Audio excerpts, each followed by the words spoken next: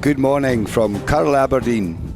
Known for its sparkling granite buildings, long beaches and cosmopolitan nightlife, Aberdeen has been home to the Scottish Junior Championship finals for the past 10 years. And we're now just moments away from the women's semi-final 2019 between Team Farmer and Team Davy. Thanks for joining us on this live stream. I'd like to introduce myself, David Ramsey, Pathway Manager for Scottish Curling, and joining me in the commentary box is Robin Bryden, Curling Development Officer at Kinross, and more importantly, the reigning, for the next few hours at least, Scottish Junior Champion. Welcome, Robin. Thanks, Rambo. Pleasure to be here. I think we're set for a really good game here. Davy and Farmer met plenty of times throughout the season. Met most recently in a World B playoff final just last month, when Beth's team prevailed by stealing at the final end, and when they went on to play in Finland at the World B Championships and hugely successfully qualified Scotland to World A position again, but more importantly won the gold medal there. So a fantastic achievement for Beth's team, and something that may stand them in good stead for this game today. Yeah, but certainly be a good place to gain some experience and try and bring that into this week, and obviously showing some form and making the playoffs successfully. Yeah. So we're just sitting watching the final practice before the game starts. Lisa's team practiced first. Lisa's team, through ranking, had choice of hammer, and so that the game will start very shortly. And perhaps we can introduce you to the teams that are playing, and the members of those teams. So, Team Davy, skip Lisa Davy, third player Kirsty Barr, second Anna Skews, lead Emma Barr, and coached by Andrew Barr, who is father and uncle of two of the girls in the team. And then Robin, perhaps you want to introduce Team Farmer? So we got skip Beth Farmer, third Kirsten Boozy, second Katie McMillan, lead Nicola Joyner, and coach Debbie Knox. And there's so that big name there, Debbie Knox, Olympic gold medalist, played with Rona in 2002, so someone great to have in your corner of your Team Farmer, and has worked for them for many years. Yeah, definitely bring a lot of experience to the team. Hopefully knows how to work the girls and get the best out of them, so looking forward to this one. So what do you think will win, Robin? Can you predict it? Can I predict it? I could probably try, but I don't think I'll have a go. I think we should remain neutral. I think that'd probably be a pretty good idea. You obviously watched the World Junior B playoff final. What can you expect from this game today, do you think? Well, we've had really excellent ice in Aberdeen. Very swingy. Promotes really aggressive curling, so a lot of stones in play. And Beth typically draws round centres a lot. She's very confident her team can deliver that kind of a game. So it'll be interesting to see if Team Davy have a plan, particularly to counter that. They're a very experienced team too. They will play their game, but it's there may be a clash of styles, and Lisa throws a lot of corner guards. Beth rarely throws corner guards in my experience. So we'll see a real clash of styles and see which comes out on top. Lisa obviously coming through the 1-2 game. How tough is it coming down from that game into a semi-final? That's a big role for the coach. It's you can lose your momentum, but you can refocus, keep your processes, stick to your processes that have served you well, and get on the run again. And it's an equal playing field. Both can win this. Both can go on to the final. Both can prevail in that final. So I think if you handle it right, you can progress. And at the World B in Finland, where we've just come back from Best Team, they went unbeaten through the whole thing, so they didn't have that challenge. So it'll be interesting to see how they react to that, see what they do. They were top of the table all the way through Finland and maintained that, but now they've got to come from behind a little bit. They went unbeaten in Finland. It's a really, really good achievement. And do you think what kind of things did they take away from that week? It was really interesting because we had a great support team. As you know, Debbie very unfortunately couldn't go with them to Finland, for personal reasons, and so Ali Cunningham stepped into the breach and worked fantastically with the team as team coach. I was there as head coach, and we had James Cruikshank from Spear Physiotherapy in Aberdeen, very close to where we are now, was our physio support.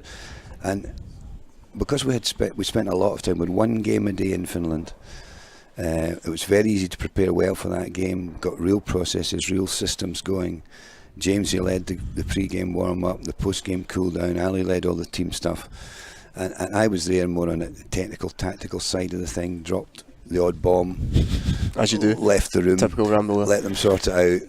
Hopefully steered them in the right direction. And we got just a fantastic team feeling going with the support staff in a really great venue in Kisakallio in Finland, where a self-contained venue, arena, excellent food, fantastic welcome from the Finns, and it was nice to work so closely with the team for a whole week. So final preparations just happening here. Iceman just final mop of the sheet, and we'll be ready to go very soon. So thanks everyone for tuning into this live stream. We hope you enjoy the game, and we certainly hope we don't spoil it with the commentary. I'm sure we'll have no worries about that, Rambo. Well, you might not be worried, but I'm petrified.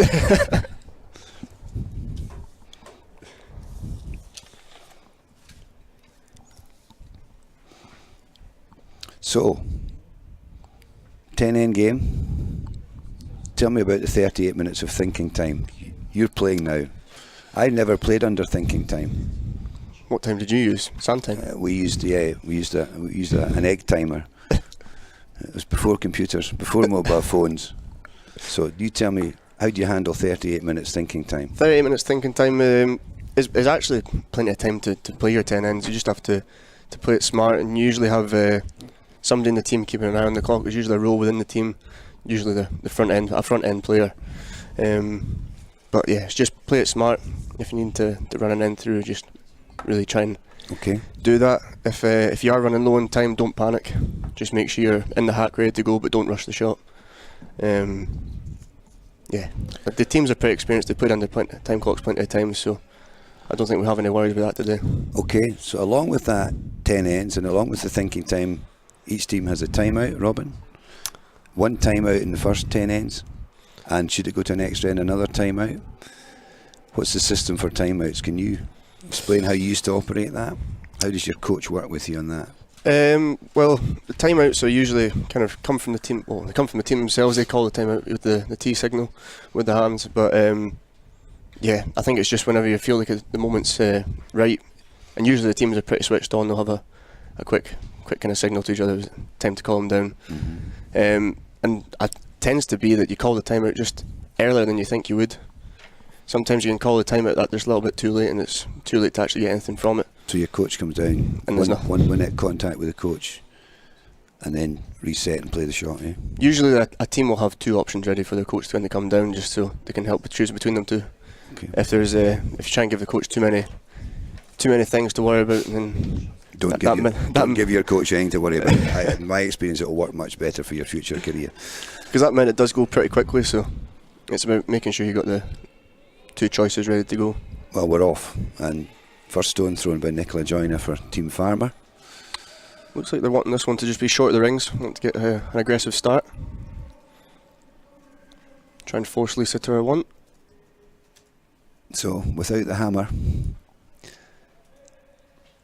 and that's perfect.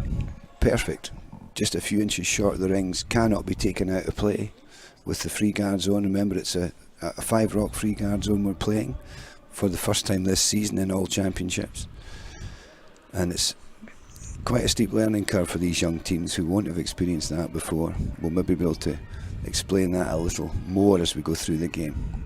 Looks like we're set for a pretty aggressive start. I mean, see the centre guarder go up, and Lisa's straight away thrown the corner. Lisa loves corners. She'll certainly give us plenty to talk about, hopefully. And that again is a very well placed stone, wide enough not to interfere with the draw line later on. And zone 2, so halfway between the hog line and the rings, zone 2 guard makes it easier to get round but possible to bury. With the curl we've had here this week, you not want that corner guard maybe just a couple of feet deeper, just with the amount of curl that is on the ice? I wouldn't disagree with you. I think initially, first end, it's very acceptable, but later in the game, I think we'll see them trying to get them tighter to the rings. Just trying to see the come round draw here, just So, tight. I reckon on the top one, has left 2 centre guards. It's not the end of the world. professional error, better there than through the back. There's no use if it's through the back, is it? No use. Now we have Emma, who's left-handed, leading for Team Davy, so she's trying to go round both these yellow stones. Slight challenge just to ice the left-hander versus the right-hander, coming off a slightly different angle from the hacks. So that's another challenge for the skip to get that right. This team has played together for quite a long time, so hopefully Lisa should know how to ice Emma. Just flicks the stone. So, Beth trying to hit and roll, Robin? Yeah, I think they'll just be happy to get rid of it. Even nose isn't the end of the world. Keep the play away from that corner guard a wee bit. Nose is good. Try not to roll out. Gives them a free shot. So try and lie at least. If you make the hit and roll perfect, that's great. But make sure you lie. Tend to find that if you make the tech 1s and the tech 2s, your simple shots, and you make them well, the result will hopefully come out in your way. It's a really good point. It's simple shots that win games. It's mistakes on simple shots that cause you to have to play complicated ones later. Just going to see an exchange of hits here. Might see Lisa try and attempt the rollover. Try and drag the play back towards that corner guard. So, Annabelle Scoos playing 2 for Lisa. Pretty solid nose hit. That's okay. And just ask the opposition to play the shot. Now, if you roll out, give them a free go. Makes it a lot easier. Now we've got Katie McMillan for Team Farmer. Katie's from Stranraer, but she's at college in Kilmarnock. And again, a left-hander.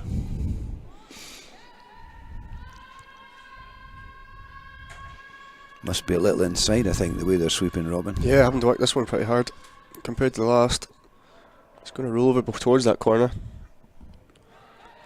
Now that's interesting. So it's rolled behind Team Davy's corner, and not ideal because Davy can tap or freeze that and gives her a bit of backing as well as a corner guard. I don't know if it's fully buried. I think it's maybe just about an edge on edge or an inch buried. I think Lisa's just going to try and move it and roll behind a bit more. Playing a tap, yeah. So, just at this point in the end, it's just trying to get the icing right for this weight of shot. Anna's off. She's certainly got enough weight for tap by the looks of things. Girls are sweeping hard. Must be close to the corner guard.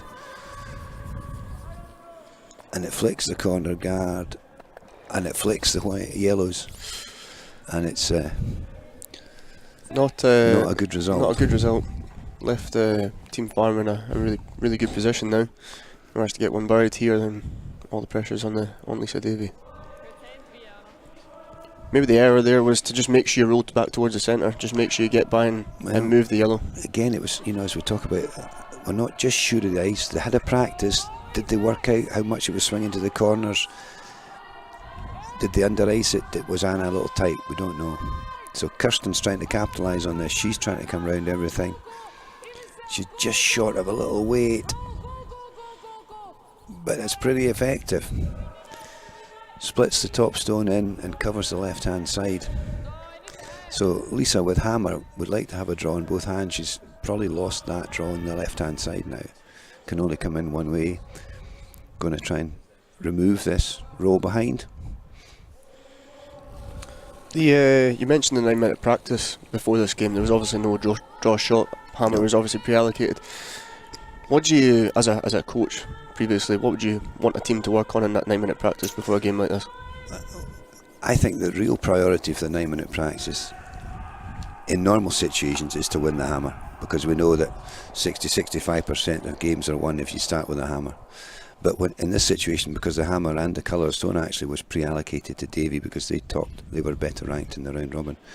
In that case, it's a question, and they also chose their stones for this game, so they should know their stones quite well. So stone matching becomes less of an issue. I think it was really important to try and find the amount of swing out to the wings and into the middle, and then you can play more aggressively from the word go. Now there's a really good shot by Kirsten, so she's hit and rolled in behind. They now lie 3, I think, Robin. They do. Maybe just overrolled slightly. We might hold that one more in the 4 foot. But Well, I agree, and Lisa might have been able to corner freeze and might have been a control stone, so Lisa's... So it's interesting to know, did they work out the lines in the practice? And can they confidently ice then for certain shots?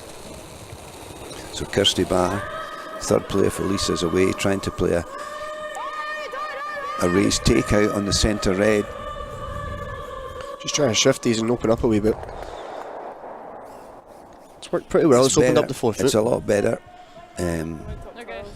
Bestall has 2, but it's opened up away at the 4 foot for Lisa should you need it. And Beth would be very happy to force steal at this end. So without the hammer, Beth would be very happy to steal, or even force Lisa to take her 1. Gain control of the hammer, and when you have the hammer, that means you have the last stone at the end. You hope to convert 2 points or more. When you don't have the hammer, you try to force the opposition to only score 1, or even steal, which means you score a point when they had the last stone. And that's really the crux of the tactics, converting your 2s and limiting them to only 1 when they have the hammer, or even stealing. So we heard Beth's there was just wanting top 12. Supers call out straight away 5-6, but they're on it now. Nicola and Katie they're just trying to control the curl now. Nicola, the outside sweeper's gone on. Pretty good top 4. Interesting there, Rambo. They called 5-6, which is obviously just top of the white rings there in the house. But we're still sweeping it when they're asking for top 12. Maybe just a miscommunication, Yeah. Pressure game, not quite thinking. And that's, we talk about the power of our sweepers, but the judgment of our sweepers and the front end. So the lead and second are really responsible for judging the weight of the stone. The skip and the third much more for the line of the stone. And the lead and second have to try and ignore all the calls coming down when it comes to weight control, and probably, as you say, just probably slightly overswept that. They've maybe allowed Lisa to get a hit and roll. It'll certainly kill one of the yellows as well as the one they hit. It's not ended up in a horrible position. Might see Lisa try and roll to the wing here and move that one in the back of the 4 foot as well. Indeed. So if she hits and goes right, as we look at it, she could take both yellows, and she's certainly playing weight.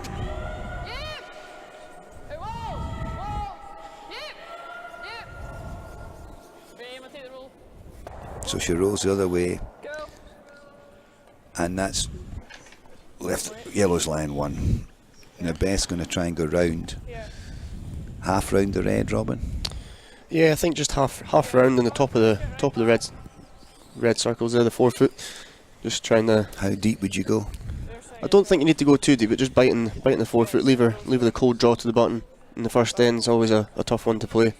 Just ask the question. It's the same line she's just played. She's just maybe a foot or 2 deeper than the last one.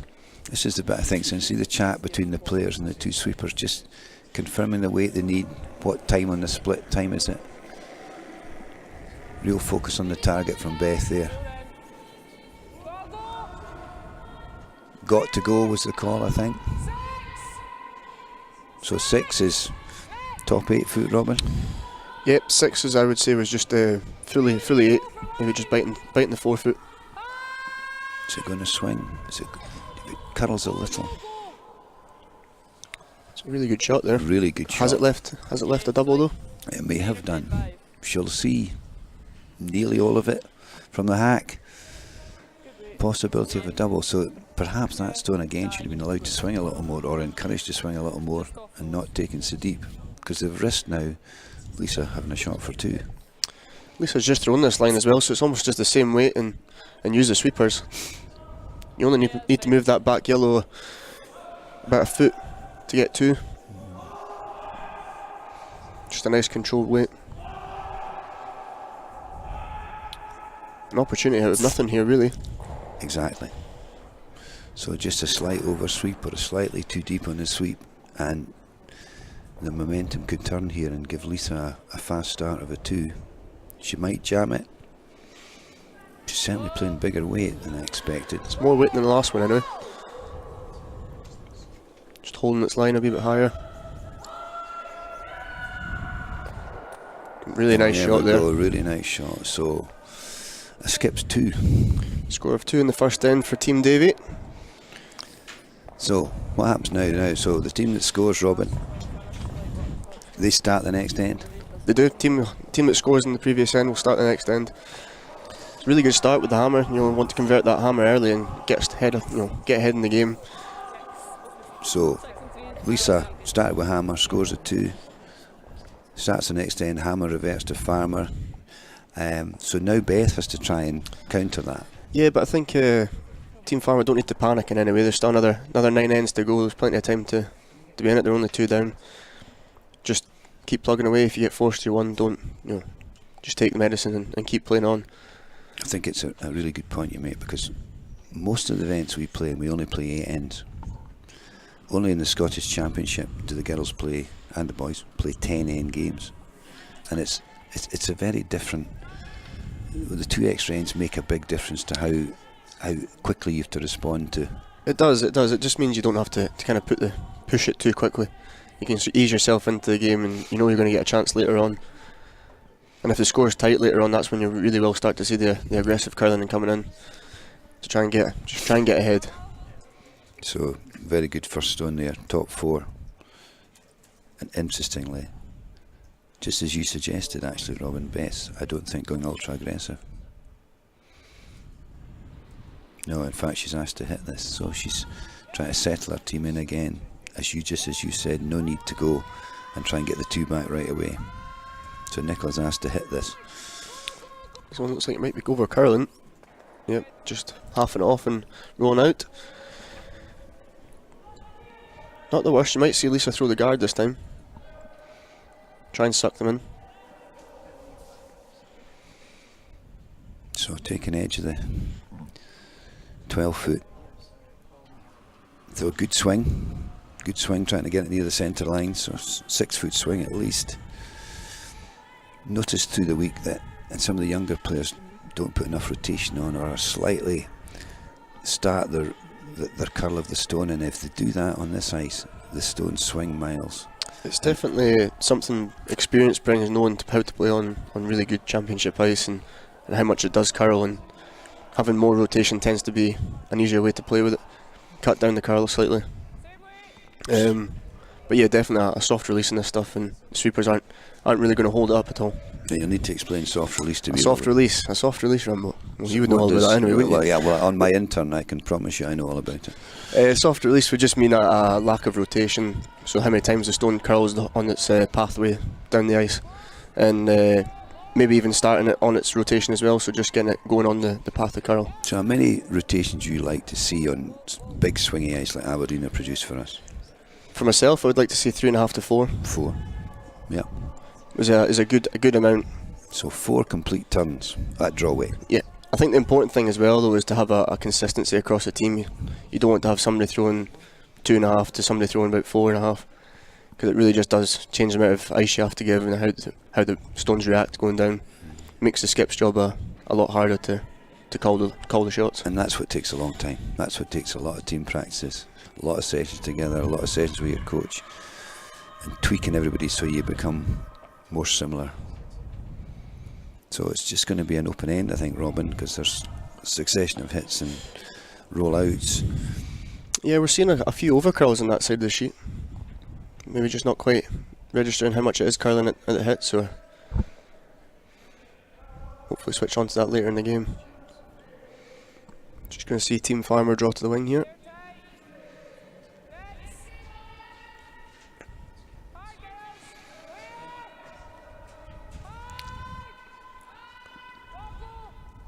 So So you can hear the communication there from Beth, just asking where the stone is. Super's not quite given the communication, but it looked like it was just a head down and go job, I think. Yeah, it's really important that the front end share the speed of the stone, because that affects the line call. The faster the stone, usually the less it's going to curl, so Beth needs to know how quick it's coming at her. And Kirsten and Nicola in that case, I didn't hear them shout a number. They normally shout a number, and they're good at that, so I don't quite why they didn't shout there. But as you say, it was maybe flat out. It's quite tough to shout a number when you're trying to sweep as high as possible. Can you sweep and breathe at the same time? Multitasking is not my strong point, I have to say.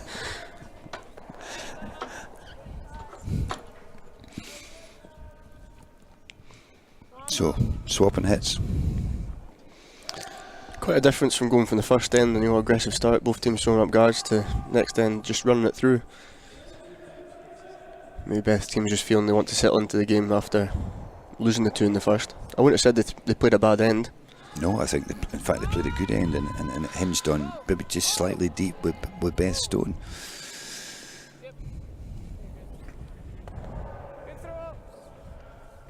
So encouragement from Beth to her team. She's really very calm. In Finland she was so good at parking things that had gone wrong and moving on, and she made so many draws. She very rarely missed a draw when she was drawn for 2. Really impressive performance from Beth and the whole team, but Beth's coolness was great to see. You're obviously out in Finland for a very long time and spent New Year there. What kind of things did you... Yeah, well, of course we got absolutely No, we didn't drink at all. Interestingly, there is an alcohol ban at all WCF events, and I think that's a great thing, and we go to play and win and play as well as we can, and so having that rule in place actually makes it easier, and the players buy into that completely, and the sports staff buy into that completely, and it's a real privilege for me to go with these teams to these events now, and I've been lucky to go to a lot of World Juniors over the years with different teams, and you learn something every time, and you hope you can share some of your experiences with them and help them develop and get through, and it's part of the process of moving them on up the pathway to British curling, we hope. And we don't know who's going to make it. We encourage them all to keep their education going and have that strand to their lives, because you never know what's going to happen.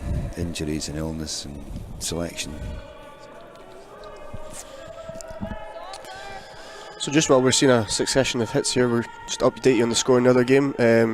Gallagher had the hammer to start in that last game just through ranking, and Kinnear managed to get off to a good start with a steal of 1. It's been very... Ross's team in the men's have pulled away, but it'll be really interesting to see if the winner of this game can challenge them in the final.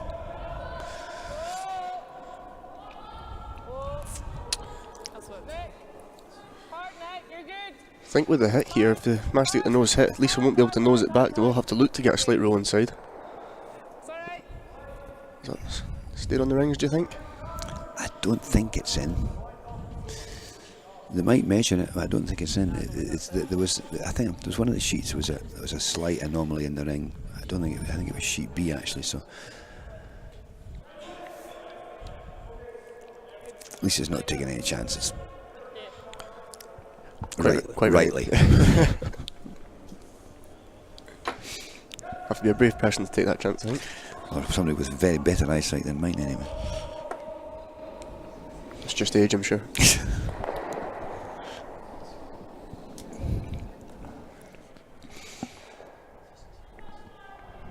I'm happy with that.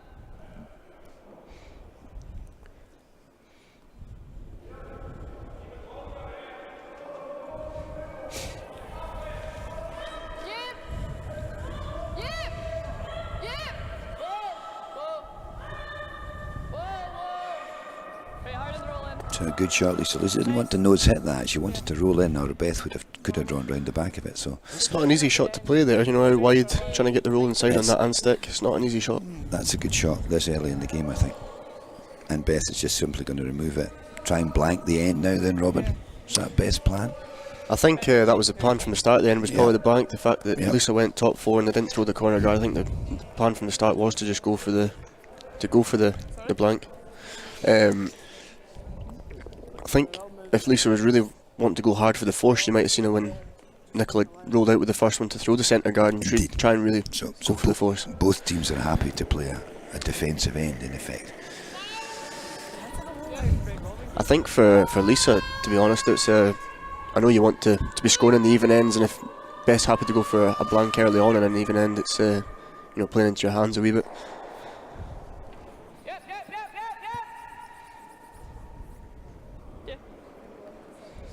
So How early, in your opinion, do you think you have to think about scoring an even ends in a 10-end game? it's interesting. A lot of the players don't worry about the first four. In my experience talking to them, we used to focus a bit on scoring with hammer at even ends and trying to force at odd ends. But early in the first four, maybe even 5 ends, I think players will just play the end regardless of the number. Clearly, if the scoreline was away against you, you might have to be more aggressive early on. But when it's relatively tight, I don't think they particularly pay attention to even. But you can explain when we come into 6, 7, 8, 9 and 10 especially, there's a real plan of trying to control when you score and when you have hammer.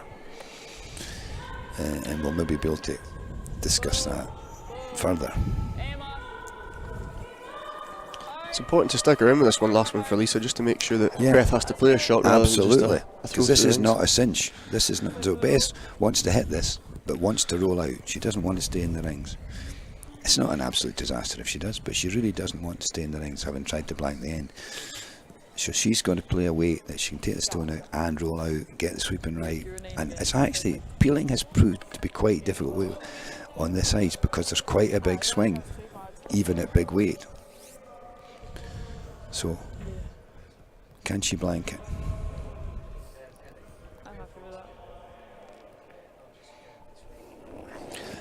I use terminology there, peeling. We do it all the time. Peeling? Yeah. Peeling an orange or an apple? Peeling. Yeah. Thanks for being so helpful. Peeling, just to peel a stone out of the house is to hit and run, basically, hit and run away with the shooter. And there we go. So, she's taken one. Not the plan. Not the plan, but it's not the end of the world. It's not. You could have been, you definitely didn't want to miss completely. So by taking one, she gives up the last stone for the next end. So Lisa's now one ahead with the hammer, which is a good, strong position to be in after only 2 ends. It is. I think for Beth's team, it's important. Just even if you were to lose a 2 in the next end, it's still you're only 3 down with plenty of time left in the game. So it's not to panic. It's just play the game you've played. Basically play the same last end, the first end again, and make that last shot. You'll be getting a force. So 1 minute break after each end. Yep, 1 minute break in between ends. It does go pretty quickly, Now, what are you used to doing that 1 minute?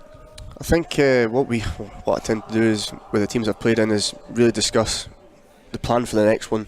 Mm-hmm. Don't worry about what's happened before. If just try and bin park what's happened in the previous end. If there's something important to talk about, fine, but try and park it as quickly as possible and move on for the game. The game plan in the next end, and so we're all on the same track and know where those first 2 stones are going to go.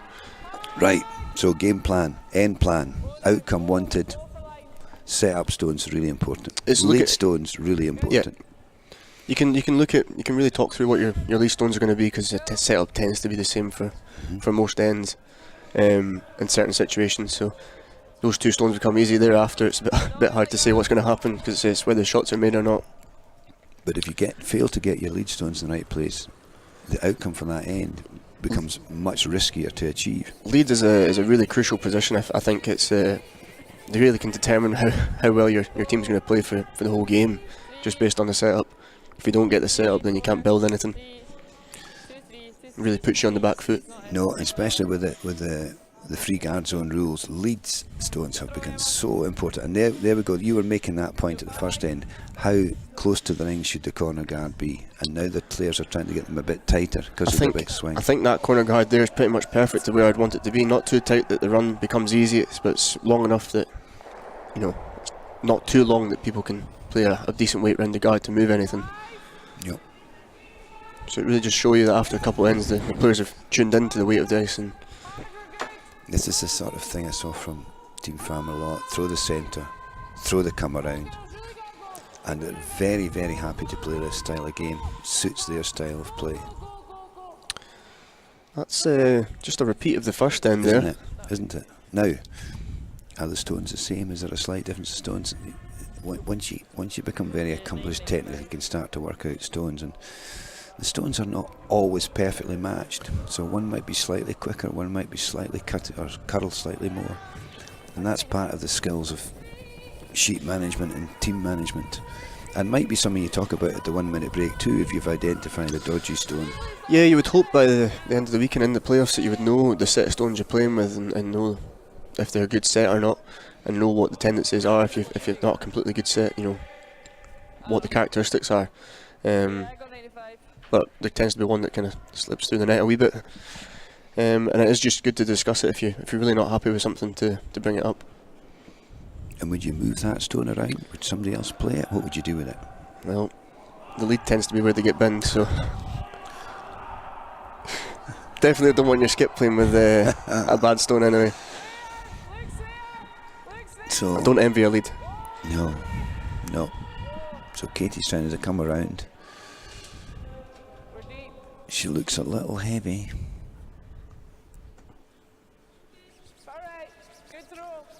Just slipping behind the tee line there. I really like Beth's comment there. It's all right, good throw. Keep encouraging your players. It is so important. In a game like this as well, it's quite a tough thing to do. Missing a shot in a pressure situation can bring you down, have quite a big effect. But now, Beth keeps them so positive about it. Now Katie can contribute in other ways. She's going to start sweeping soon. So just because you make a mistake, get focused on your next row. Do your next job properly and better, and make up for anything you might feel you've let the team down on. It's exactly it for a front end player as well. You throw 2 stones, but you sweep 6 of them. You sweep 6, and it's so important. The sweeping judgment and power is often the defining factor between the best team and the great teams. There's good come around draw there, real top of the tee line. Very good, top button. So Katie's going to probably freeze that, I would think. So that freeze means to draw right up to the stone and sit on it, not take it out, not bump it, just literally draw right up and sit on it. We call that a freeze. Owen McCrossan would describe it as the hardest shot in the book. I think Team Farmer here are playing the wrong coloured stone. Unbelievable. Who's the head coach of this academy squad? I feel a sacking's coming on. She maybe didn't like the yellow one, so she chose the red. Well, depends on if it's your favourite colour or not. It's a great shot. Maybe the reds are better. It's a great shot she's played. Technical timeout. Now, technical timeout, Robin. What does a technical timeout mean? Technical timeout is when you see the X with the arms, and umpire will come in and see what the problem is. Might be something wrong with the stone handle or a situation like this. Well, they've called the technical timeout here because the wrong stone was played. Exactly. Yeah. So what happens now? Both clocks will be stopped until the situation's been corrected, and then it'll be the clocks will start again once everything's happy and everybody's returned to the positions they need to be in. And so they just bring the yellow stone down that no harm done. Katie threw the stone, replace it, no penalty. No harm done. It's a simple mistake to make. We've all been there. Especially if you're colourblind. Well, I would hope somebody Not many people are red-yellow colourblind, though. It's funny how it happens quite a lot, that, and it's just they're so focused on, and probably still a bit nervous. Well, you play with both colours throughout the week. You play with both colours through the week, and you just get, you forget about what the situation is really. You just think about the shot you're going to play, which is quite a good thing in a way. Focused on the shot you're going to play, and as we can see, they made the shot perfectly. It's funny how nobody picked it up until it's in play. The front and the sweepers didn't even notice it, and there's no damage done, but it happens now and again. So, now a little bounce. Just a little bounce might be crucial. Just a foot too heavy there. Just moved them. It's really locked that yellow on there.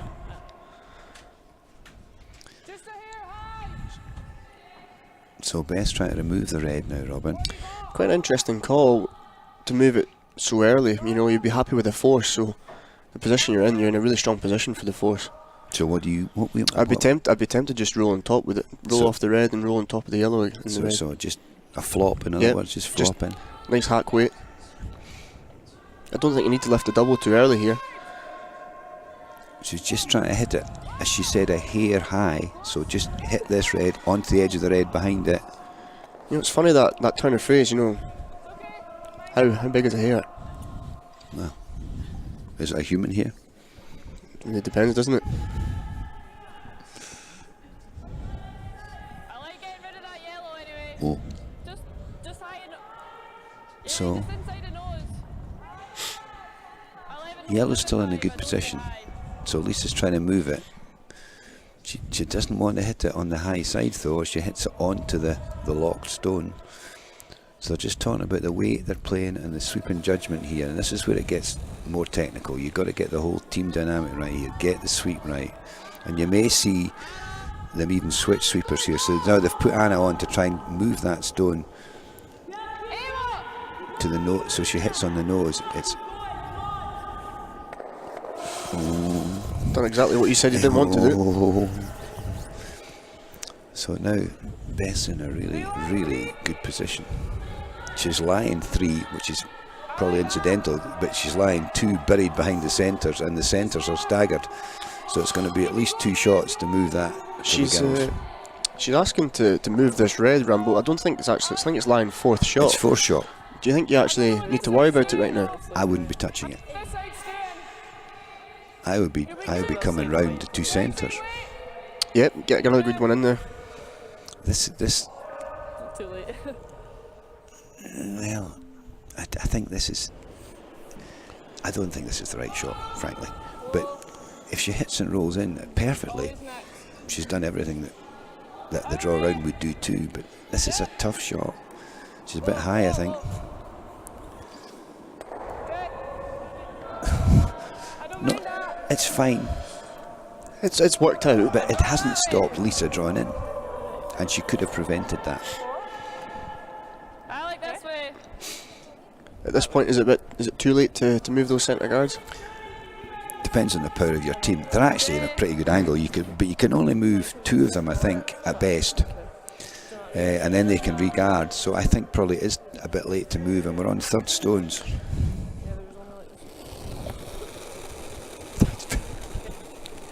We're on Kirsty's 2nd stone. Thanks for helping me with the technology, Robin. You know, I was born before computers. So. It's what they brought the youth for. Is there enough curl here, do you think, to try and bump that yellow a little bit? I think there is enough curl to certainly get to the face. Now, is that killing anything? I think yellow's still lie 3. I just like guarding that. If you sit there. It So, has come up a bit short. despite what I thought, Yeah. 2 3's good. that coming up short, In like here. Beth's in a good position. So like feet. So she's trying to block that tap, is she? Block the draw, block the tap. Yeah, I think the tap there for Lisa is still there, so if you just throw a guard on if you can see the tram line, you got the centre line down the middle and Yeah. then tram line to the left hand Yeah. side there. Yeah, just Just high of that tram line's a really good spot to put it in. blocks both shots, eh? Did I slightly It does. think that you moved the brush, or did you just? She makes this guard, Lisa's going to be in quite a bit of trouble. Going to have to move some things around. Is there a draw on the other hand, Robin? There? I think it might just be there, it's quite tough. You probably have to, with the way the ice is curling, be pretty close to that corner guard. I think it's possible to get to the 4 foot with a clockwise rotation. If this side's blocked off, Lisa might have no choice. Okay. So Nicola and Katie giving it Laldi. Must get it over that hog line. Must get it over that hog line. Must get it over, and haven't done so. So stones removed from play. Could you explain that one to me, Rambo? Giving it Laldi. Giving it Laldi, yeah. That's my technical expression for encouraging my young sweepers to sweep harder. A bit more. And if you don't give it Laldi, you're dropped. Yeah, I'm happy to hear more. Top tip for some young curlers tip, are there. top tip. I don't want to reveal all my secrets, but you've got that one out of me.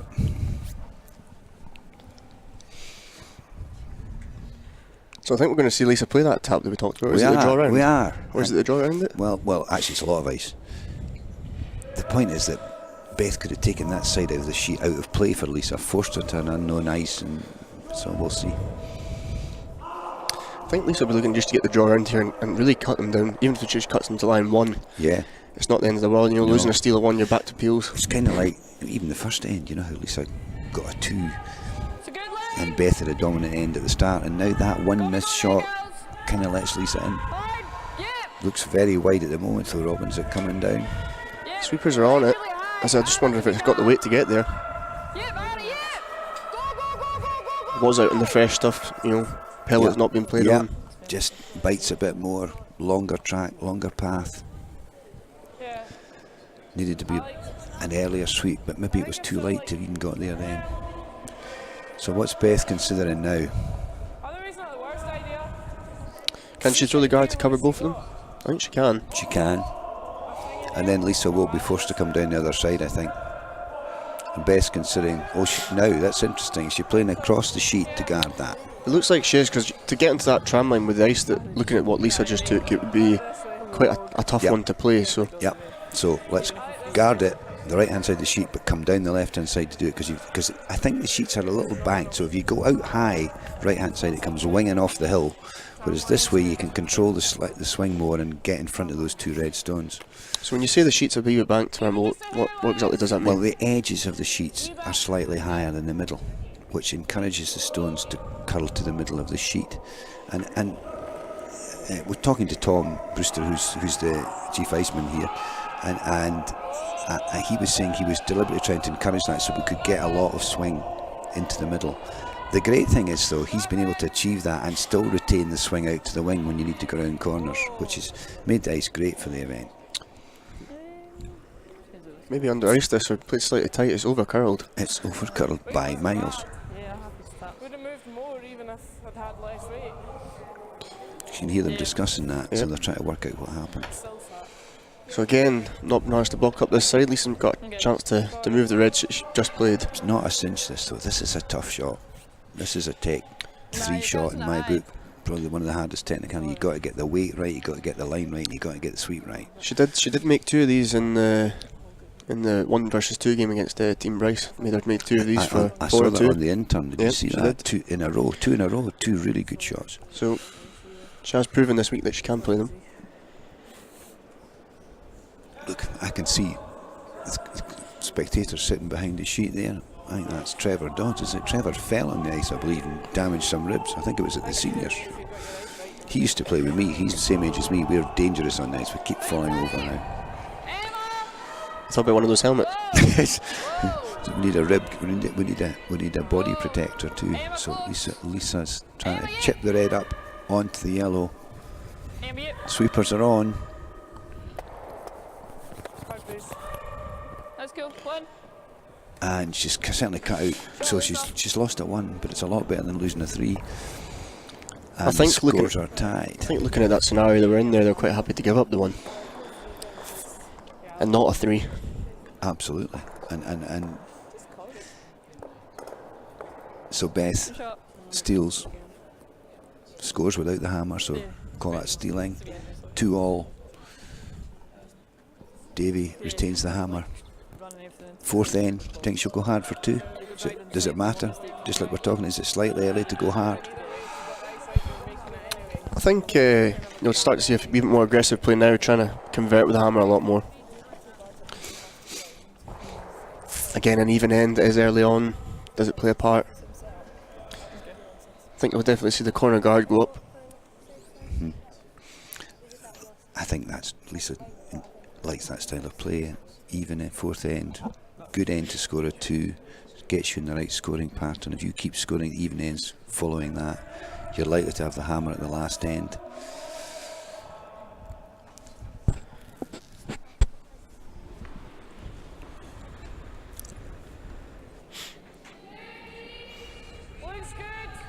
So Beth Calder, centre guard, just short of the rings.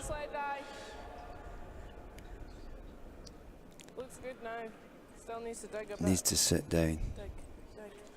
Beth's asking it to dig. Another technical expression for stop, please. Another one Alex says, grow some teeth. Grow some teeth. Grow some teeth. I don't know, you youngsters nowadays. So, interestingly,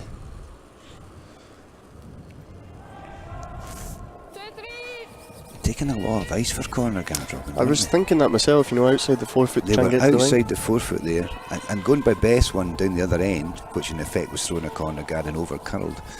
This ice is swinging big, which is good to see. That turn for a lefty does curl more than what it would for a right-handed person as well. It does, because the angle of the hack. So you've got to factor that into the icing. 5. So Beth wants a call of 5, which is top 12, top 8.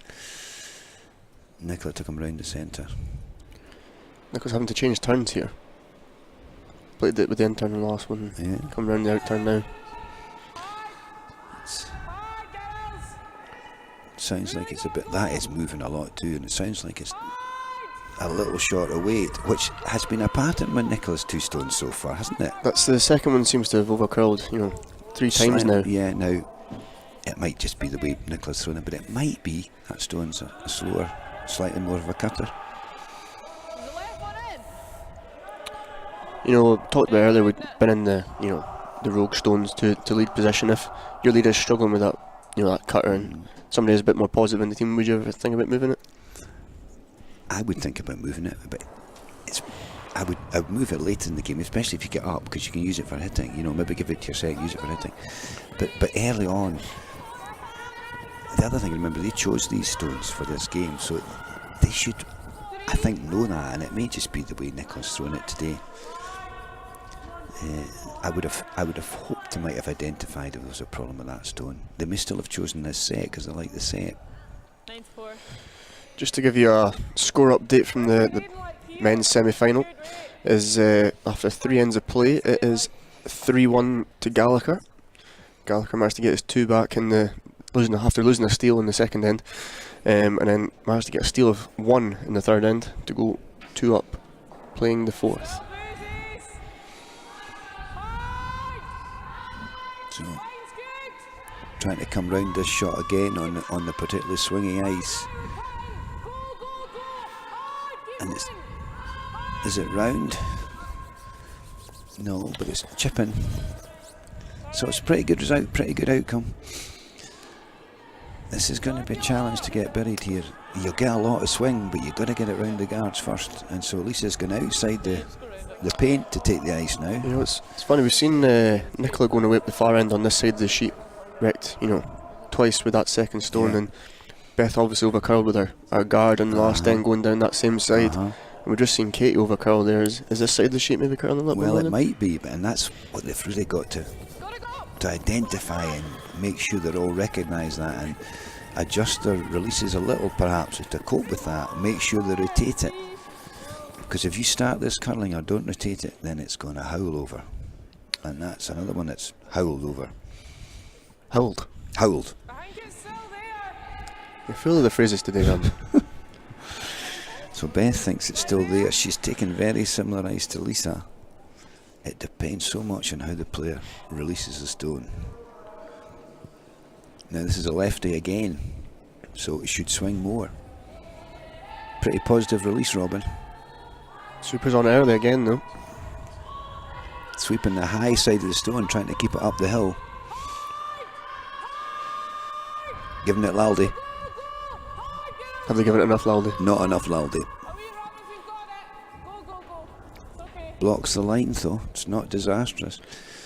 Beth would be happy to steal force again, remember. It's Lisa that needs the 2. That's the kind of fourth overcurl, 5th overcurl in a row for both sides. Good counting. Thanks very much. Can only count up to 8. That's all you ever have to count to. In a row, and you know, whose job in the team is it to kind of switch on and really think about, you know, it's bringing this up in the team? Everybody's job. They all should be communicating. They all should be feeding back about release, about speed. They'll be.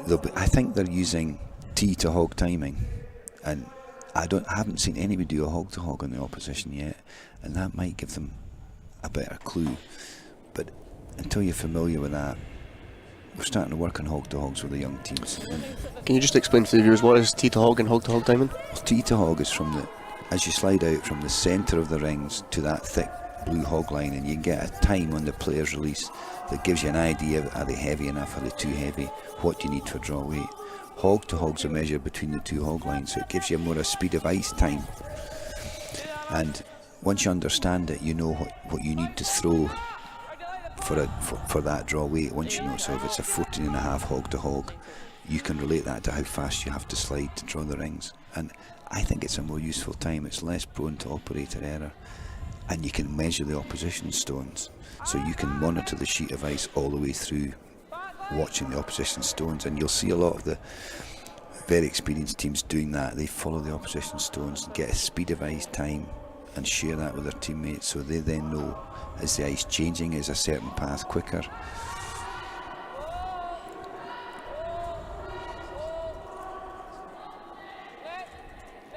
Preston Boozy just looking to come around the corner guard here. Looks like he's got quite a lot of weight behind it. It's not curling. Looks up. They're trying to get Nicholas, trying to push it down the hill, and just too heavy, so it didn't swing so much. Faster it is, the less it will swing.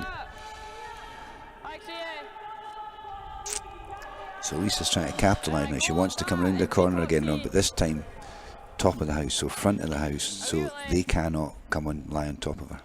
Right, Granite that's out the front. I think this is the only way she can get into the rings. It's coming around this corner guard. The thing is, she can get 2 or 3 behind this corner. The threat is though that if Beth manages to get a promotion, one of those just short of the rings or in behind the centre, should be another steal opportunity. This looks high too. Is it swinging now? Looks a bit heavy. Oh, and it flicks the yellow to good effect. Nah, big stone coming. Beth needs to get one in here. It has gone behind the tee line. It's given Beth that opportunity to get one frozen in there and out counting So both. Kirsten has to make a bit of an adjustment from her last one, which I think was probably heavy rather than wide. She needs to make an adjustment from that, and they need to get this in. This looks heavy too. Now it's starting to go.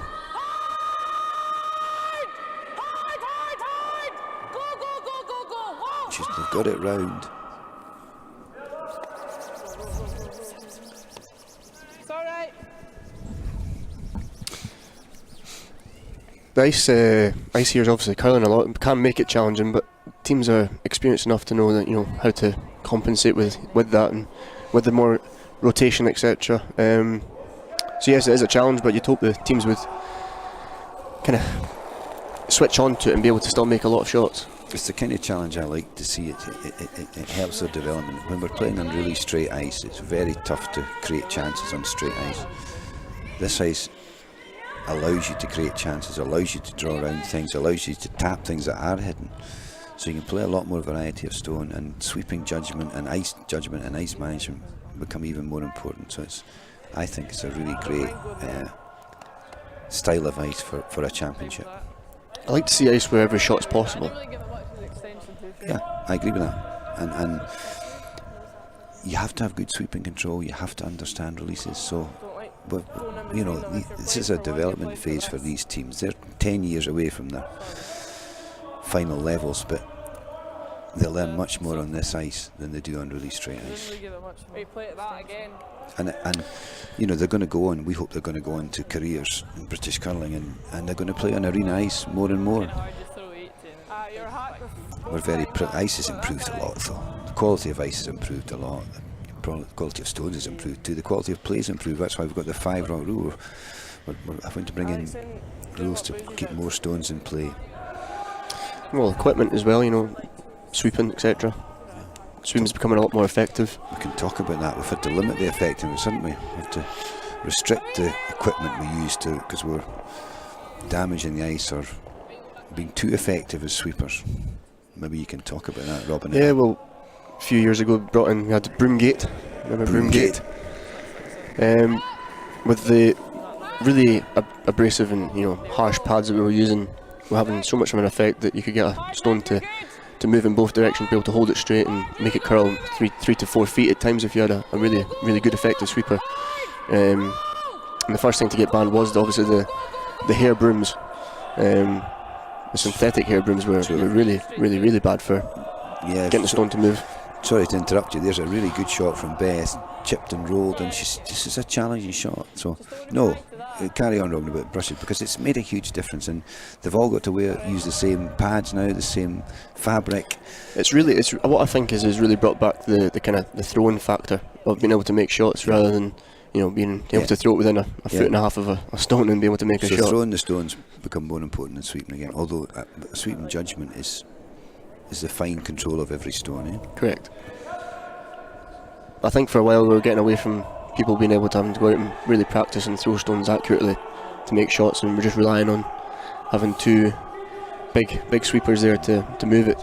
So we do have the compliant pads, all have a code on them, done by the WCF, and so Lisa's going with a clockwise rotation through the hole to hit this back yellow, and flick on, pops another yellow in. Oh, my screen's gone. Where's she got? What's she got? So Beth lies 3. She's got that. Best discussing what has Lisa got left. What is she needing to stop Lisa doing? Oh, what's she got down I there? don't quite think the draw is actually there through to the centre. It's tough. With isn't where it? the corner guards are. It's tough. Either that or replay the draw. It's really tough. Staggered guards. Risk is you hit the high one or you hit the low one. It's tough to go through the hole.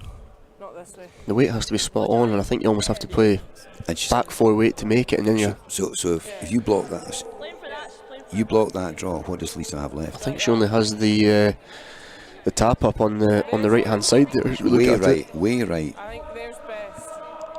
which we did see her making the the last end. So I don't think she's So now here we have see Katie's come up just to have a chat. there. This is the sort of situation. Maybe later in the game they might call a timeout, but I don't think they'll call it here. But so Katie came up to just give her input. I think being in the commanding position there and they're the line a few early in the game, I don't think the timeout was really needing to be called there. There's about only one shot they really have to play, and that is just guard the hole. And So she's trying to guard the hole again, swinging it across the sheet.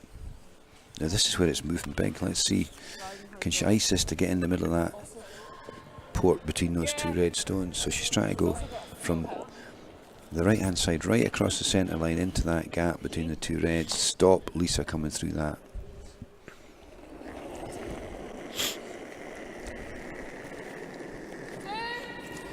So the call is 2, which suggests it's perfect weight for a guard. A little wider line. Kirsten's got her hand up. Little wider line. Need it to swing. Need it to swing. Need it to swing a little. Whoa, whoa. I think it's got enough weight and could end up overcurling.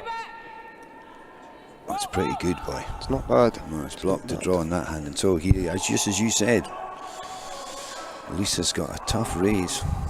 You'd catch it. Good deal. Just It is just pretty much identical to the shot she had in the last end, just a wee bit further out. I wouldn't want her to play too many of these. No, there's only a certain amount of times your skip can keep bailing you out. She's playing it.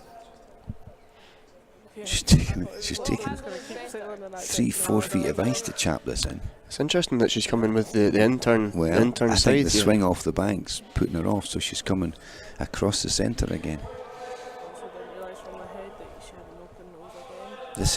This is a high tariff shot. This, Even just to cut us down. mind you, as you say, I don't think there's anything else left, is there? No. Do you think if she was to play the other turn and just make sure you had enough ice, enough rotation, etc., and even if you were too high on them, you could flick off the other side of the other yellow You that's beside probably it? could, but well, she's away. Let's see what happens. Big line just now. Mate, I just tripped over that. I don't think I moved it. Pay attention.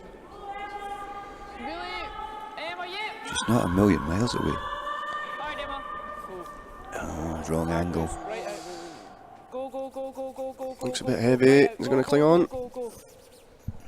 So, big steal.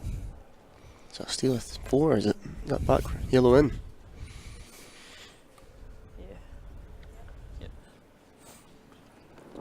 I think it is a 4. I think it's 4. So a big steal of 4. Huge turnaround there. We've seen Team Farmer, without the hammer, really put a lot of pressure on Team Davy. And I I watched Beth do this in Finland. She plays around the centre. She asks you to make shots, and she very confident about it. And the girls throw the draw weight really well, and they gently come round top eight. They actually got a little deep there at one point, but they got out of it, and they all back themselves to do that. I've seen a lot of overcurls and a lot of misses in that end, and just, you know, I think at one point it kind of Lisa got sucked in, couldn't really clear the centre a wee bit, didn't quite make the draws around the corner guard, went a bit deep with them. Important thing is, still got 6 ends to go, so, you know, plenty of time to fight back after 6 this. ends to go. It's really important that and we're going to have a 5th end break soon. So, you know, coaching intervention here might be really important, but they have got to make sure that they still think they can win this game. They have to play aggressive. They have to set up an end and try and get a 2 back, half the deficit, and then try and steal your way home. I think the drawing accuracy for both teams just hasn't quite been there yet, and I think the team that can get on top of that is just going to, you know, capitalise on it. That's actually a really important stone Nicola's just thrown. It's really important that your leader, if you get up, throws it top 4, not top 12, not just shot, top 4, and that's when your team have to commit to sweeping your lead stones to the perfect position. Don't get lazy. Don't get lazy. Give your lead stones as much importance as everybody else's stones, because it makes a huge difference to this end that Nicola's now in. She's slightly over curl, but she's perfect length.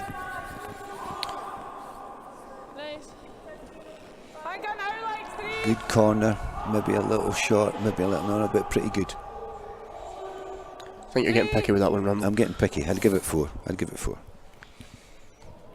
So when we do stats, for those that are interested, coaches often start their teams, and you get 4 points for a perfect stone, and you get no points for a poor stone, and then in between we have to make a judgment. But I'd give both of those 4. Called and played to where they wanted. Now this time Nicola's trying to just come short of the rings and cover that yellow she's already played.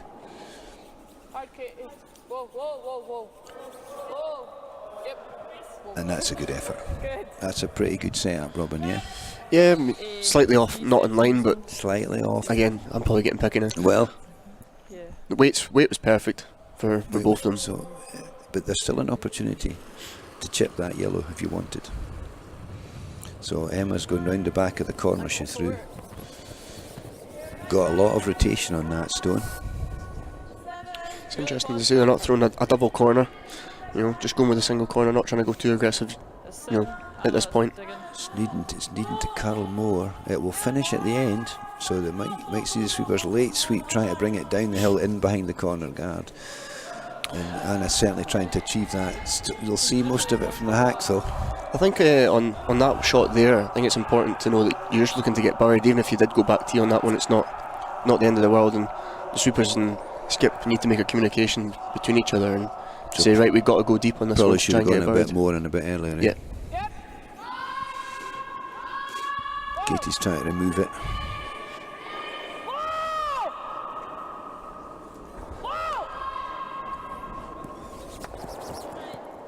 I like that. Good shot. Yeah, I like that. So So we're going to see Lisa kind of try and roll behind the centre here.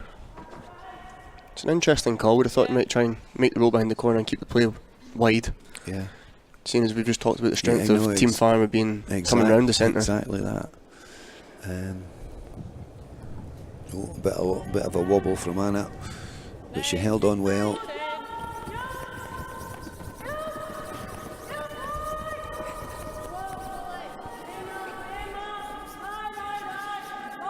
They obviously heard you, Robin. So you'd consider that's a better result, wouldn't you? Because they've gone behind the corner. I like that better than rolling behind the centre. I do. I think just coming behind the centre, you're playing into Beth's hands a wee bit. Now there's a good view. Everybody can see the corner guard now, and that has rolled halfway buried. And for the team with the hammer, round the corner wide is a good place to be. They now can hopefully convert this into a 2 by using Lisa's last stone. Obviously, they have to move the yellow in the forefoot at some point. With the way that yellow was, they just taken out there was set up, it was going to roll behind the yellow. It's on the top of the 8 foot anyway, so it was giving the advantage to Team Farmer. I can't think of it. No. Hard neck. That's a good shot, Katie, because from the hack you probably saw about half of that stone. She would see a little bit more from the left hand tack. She would. Good throw. So strong yellow lineup, thrown half on the edge of the 2 stones. So Lisa's now bailing the end, Robin, eh? She is. She's not getting tucked in as much as she did in the last couple of ends, but being 4 down, you might have seen a more aggressive call. But I'm not upset. I'm not upset with this. I think this is right, because I think to try and force your 2 now, you risk losing another steal, and that would be probably fatal. So let's bail the end. Just going to over curl on this one, just half it off. Yeah, That's okay. Would have liked to have made contact with the one on top of the rings there. making contact. Then you'd had a yellow behind the tee that you might have frozen later. Exactly that. But there'll be an opportunity probably, because Beth's going to try and protect those yellows. Just to give you an update on the men's semi-final, it's 3-all after 4 ends of play. Gallagher with the hammer in the 5th end. Looks right up. Thank you. Needs to take a move. Yep. Hard. Hard.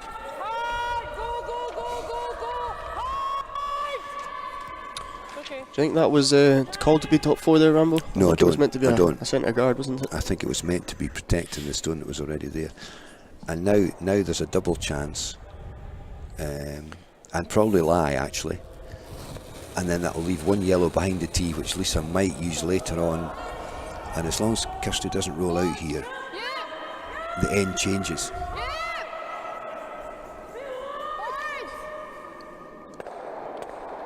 Okay, Gets the other double. gets the other double, but sits half in front of the yellow, brings the corner into play again now.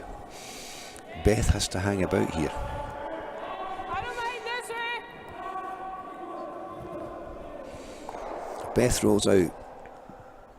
Will Lisa use the corner?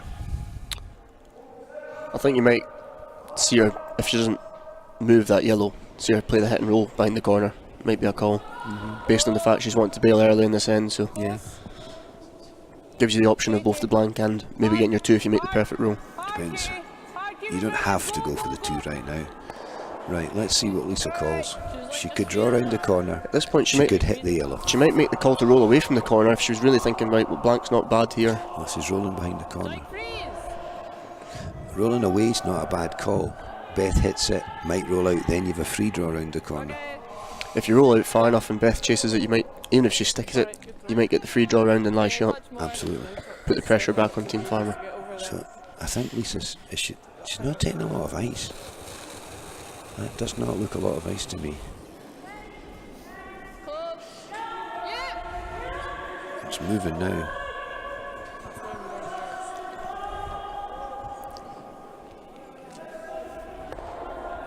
Okay. Beth must lie, I suggest here, or we'll see the corner come into play. Well, nose Be a is pretty fine. good skip, you know. Not enough ice. Yeah. Over curled. I get far too nervous. Did I throw that in? As an excellent 5th man, Nose good. Made every shot from bench, didn't you? still do. Stones are moving, so nose or hair high and nose good. No, so Beth's conscious of the stones moving, making sure she's absolutely determined she's not rolling out here, which is great to hear, because that's the right thing. If she rolls out, Lisa has a free go at hiding behind the corner. Yep. Didn't look awfully positive on that release there. It looked like maybe got it started a wee bit.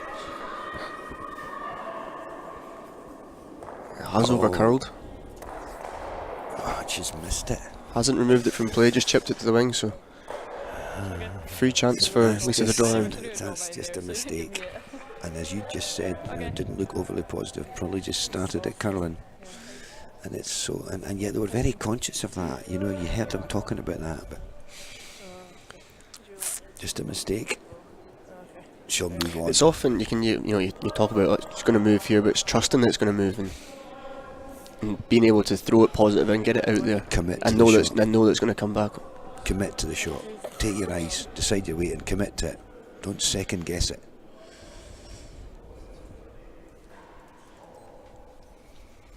So Lisa's got an opportunity out of nothing, really. I think if Lisa makes the draw around here, you see Beth hit the open one and give up 2. Lisa doesn't need to hide here. She just needs to make sure she's level. Nothing for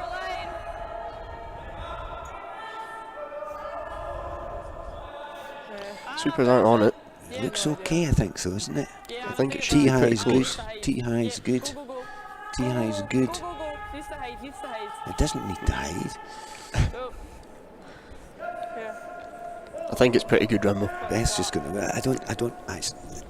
Hiding it there wasn't important. Leveling it was important because Beth's definitely hitting the other one. So Really nice. if Beth hits and lies, hits and checks in a wee bit, Lisa will be asked to hit and lie for 2. What noise nice, aye. If Beth knows hits it, Lisa will probably draw for 2. Or try to. It's kind of a skip's preference, that one, isn't it? Would you rather make the is, hit for it 2 is, or draw it the is. 8 foot? It is, and a lot of folk would say, oh, you've got the whole of the 8 foot, you better draw, but I suspect Lisa might favour a hit. It's whatever you kind of feel at the time. I think if you got a shot, you tend to have a shot in your mind before you really put the brush down to play it. So just go with whatever you feel comfortable playing. Well, there's another roll out from Beth. Just maybe a wee bit soft on her out turn, and the ice is swinging such a lot. With where that one's rolled to, I think you will see Lisa just throw the draw. So, same again, hardest shot in the book. Were you any good at it? Wasn't good at the first one, let alone the second one. So, this would be a 2 back though, half the deficit, half time break. What's Andrew going to say to them? What's Debbie going to say to Team Farmer? Coaches can make a difference. Give them a direction. That break can often have a big effect on a team that's up in the game. You get on a roll and then all of a sudden it just kills the momentum a wee bit. I used to try and make sure that doesn't happen. So you really have to process for that break. Part of your game preparation should be those processes. What are you going to do in the 5th break? Structure it. Do the same thing. Whoa, take a look, take a look. Well, 10-2 by the sweepers there. Yep. 2 Right- back. right to Game the on. button. Game on. Only 2 down now. Game on. So now we have a 5-minute break, folks, when the teams can refuel, chat to their coach. What will we talk about, Robin? I'm sure we've got plenty to talk about, Rambo.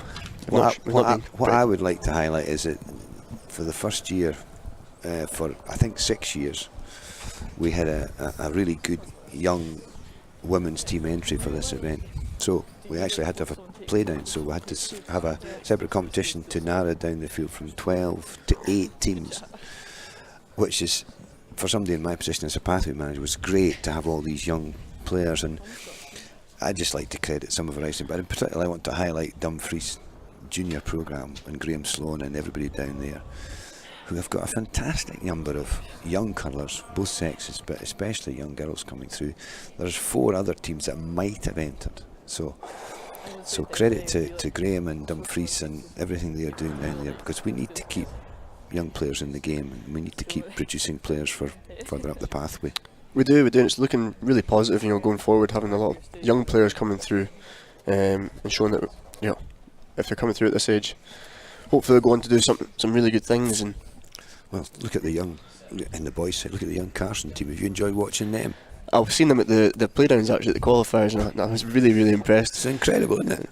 Do you like stealing? Age of 11. 11 years old, Robin. I'm 50 years older than them, Robin. I could be their, I was going to say grandfather, it's great grandfather. So and then we had the young Farries team on the girls' side from Dumfries, and okay, it's a tough experience for them, but what a fantastic achievement to qualify for this event at their stage. The thing I was really impressed with the Carson boys was just the no fear. No fear of just going and playing any shot they want to go and play. Yeah. The older you get, the more worried you get, eh? You've made too many I don't know about that yet. Okay. So let's talk about what happened in this competition before we got to these playoff stages. What happened in the round robin? Round robin, we've seen Team Davy come through top of the round robin in the girls' side of things, meet Amy Bryce in the 1 versus 2 game last night. Bryce coming out on top in that one, which brought us to this point today. Game we're commentating on now is Davy Farmer. I think it's been a really good game so far. I think it's been, really some aggressive ends, a few misses from here and there, Yeah. which have maybe resulted in a mix of ends. Some of our viewers have commented, challenging ice. Yeah, I agree with that, challenging ice, but that's a good thing. I think it's ice you can play aggressive curling on, and by aggressive we mean throwing stones round things, but not hitting things, but drawing things in, creating chances. And I think in the second half I'd really like to see the teams kind of really switch on to making a lot more draws and making some more, putting them where they really need to be. I just don't think we've quite seen the accuracy yet from that, and I'm hoping the coaches can go down and maybe tell them some things that they maybe not quite spotted yet. Well, that's exactly what the coach, because they see the bigger picture. The players can sometimes not see the wood for the trees. They're so screwed up about the wee things. But the coach may point, look, you're going to have to take a lot more ice on one side of the sheet. You're going to have to make sure you're positive with the release. You're going to have to make sure you rotate the stone. You're just little pointers. So I'm sure Debbie and Andrew are actively doing that right now. What might the ice change now before the sixth end? Well, it's the usual thing, the sixth end, they go out and mop it, and it's always a bit slicker. It's just taking that bit of frost off and it builds up. Absolutely Mops takes right. it off. You often see the first stone thrown at the sixth end going in the rings, even though it's called short. And we see that a lot. So just the players off the ice, 5 minutes for the ice to settle, gets a bit quicker. That's an experience thing, though. You're playing at Leeds, and you'd hope somebody else would remind you, just so it's not always up to you to remember. Absolutely, it's a whole team job, that. So the team's just coming back out after their 5-minute break. Team Davy getting the 2 in the 5th end there, so Team Farmer are 2 up with a hammer. They'll be hoping to just make sure they score in this end, I think. From Team Farmer. Team Farmer. Would you agree? Sixth end, even a 1's okay, Yeah. I think. Just score. Score at an even end. Probably would like to get a 2, but I think it's acceptable to take a 1. So they'll go out into this with maybe a game plan of take a 2, 1's acceptable, don't lose a steal. I think the main thing is don't have, you want in your 2, but don't have too much stones in play. Absolutely. Keep it pretty simple. Absolutely. So if you're not getting your 2 early on, bail the end, or at least make sure you can get a 1. It's an interesting one, the word bail, often need to bail 1 stone earlier than what you actually think. Can sometimes be too late. Good start from Lisa. Perfect tight guard. Beth doesn't throw corners. You did say you like playing around the centre. Beth doesn't throw corners. It's an interesting tactic. She got on really well with Jimmy Waddle. He doesn't believe in corner guards either.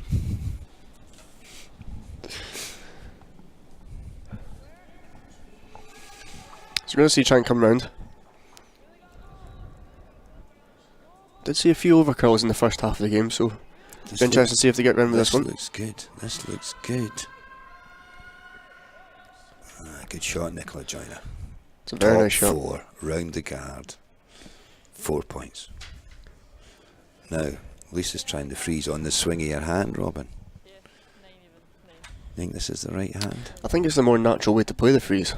Stone's popped out a little Yes, bit. it has. It's slightly overcurled, so Big swing on this hand. You have got to, and it's Emma, left-hander, going to swing more.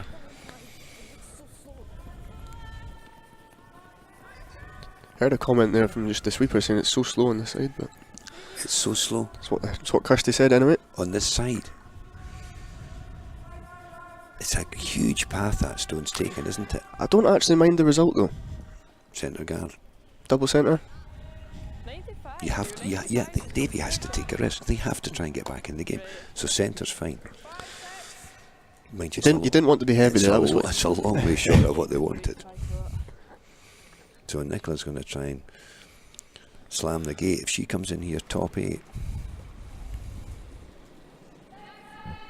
Oh, and we've just had a really, really nice little comment from Hannah Farry, skip of the young team we were just talking about, who said it was an amazing experience for all of us. Well, it was an amazing experience for us to watch you, and all the best going forward, and we'll watch your progress with interest. And actually, Hannah and I had a little chat after it about future of when to come and did she want to come to the academy. So we'll be watching, Hannah. You keep thrashing it out at Dumfries, and when you're ready to come to the academy, phone me up.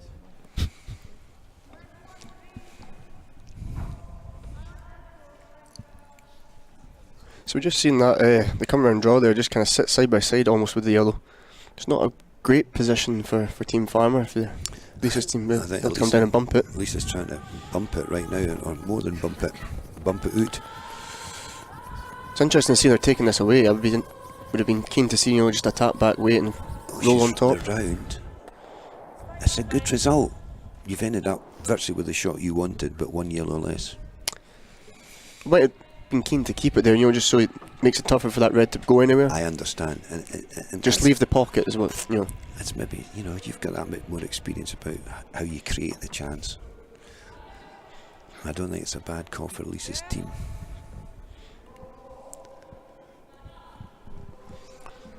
I don't think. So, what's Beth up to? She asking Katie to chap this red too.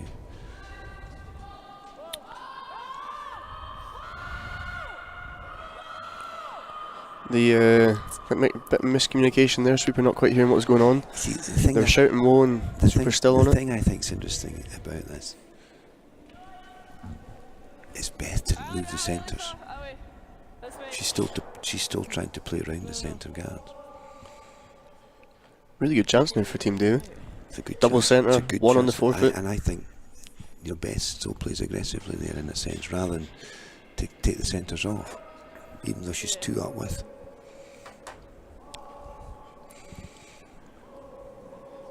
So Notice how Lisa switched hands again. She's gone back to the side that's I got you to 5. supposedly is the easier hand to play. might be a player preference. Watch, it will set. It will set. He's just set. 8. Doesn't want to be back T here. Try to take it deeper so that if Lisa freezes it, she's not shot. Beth freezing. Beth freezes it, so she's not shot. So Beth's now going on What did you get? anti-clockwise. Nah, ha ha ha ha ha ha. Now she's thinking the centres are maybe dangerous, and I would have done that one shot ago. Is it one shot too late, do you think? Well, I think it's a kind of mixed messages. I think I would probably have done it with Katie's first. I think if you played the the hack weight with Katie's first, you almost have to play it with the second. I don't. I accept that. There's more consistency then, but maybe best decide now. The situation really isn't good, and it is early enough to bail. Second stone.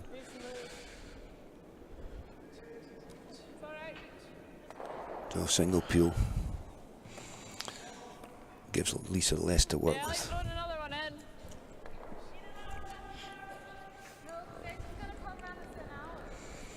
So Lisa's still trying to generate a chance here. So guards are good for her. If she comes in now, I think it's slightly early in the end to come in. It'll allow Beth to come in and have stones in the rings, and I think Lisa should be running Beth out as well. I think it's early. Lisa, I think, should run Beth out of another stone at least before she comes in. Yeah, I think by coming round now just means you can peel that tight guard off, which was the danger one. Throw another centre. I don't think this is the wrong shot. I think it's just too early to do it. This is a shot you would play, but maybe 1 or 2 shots later.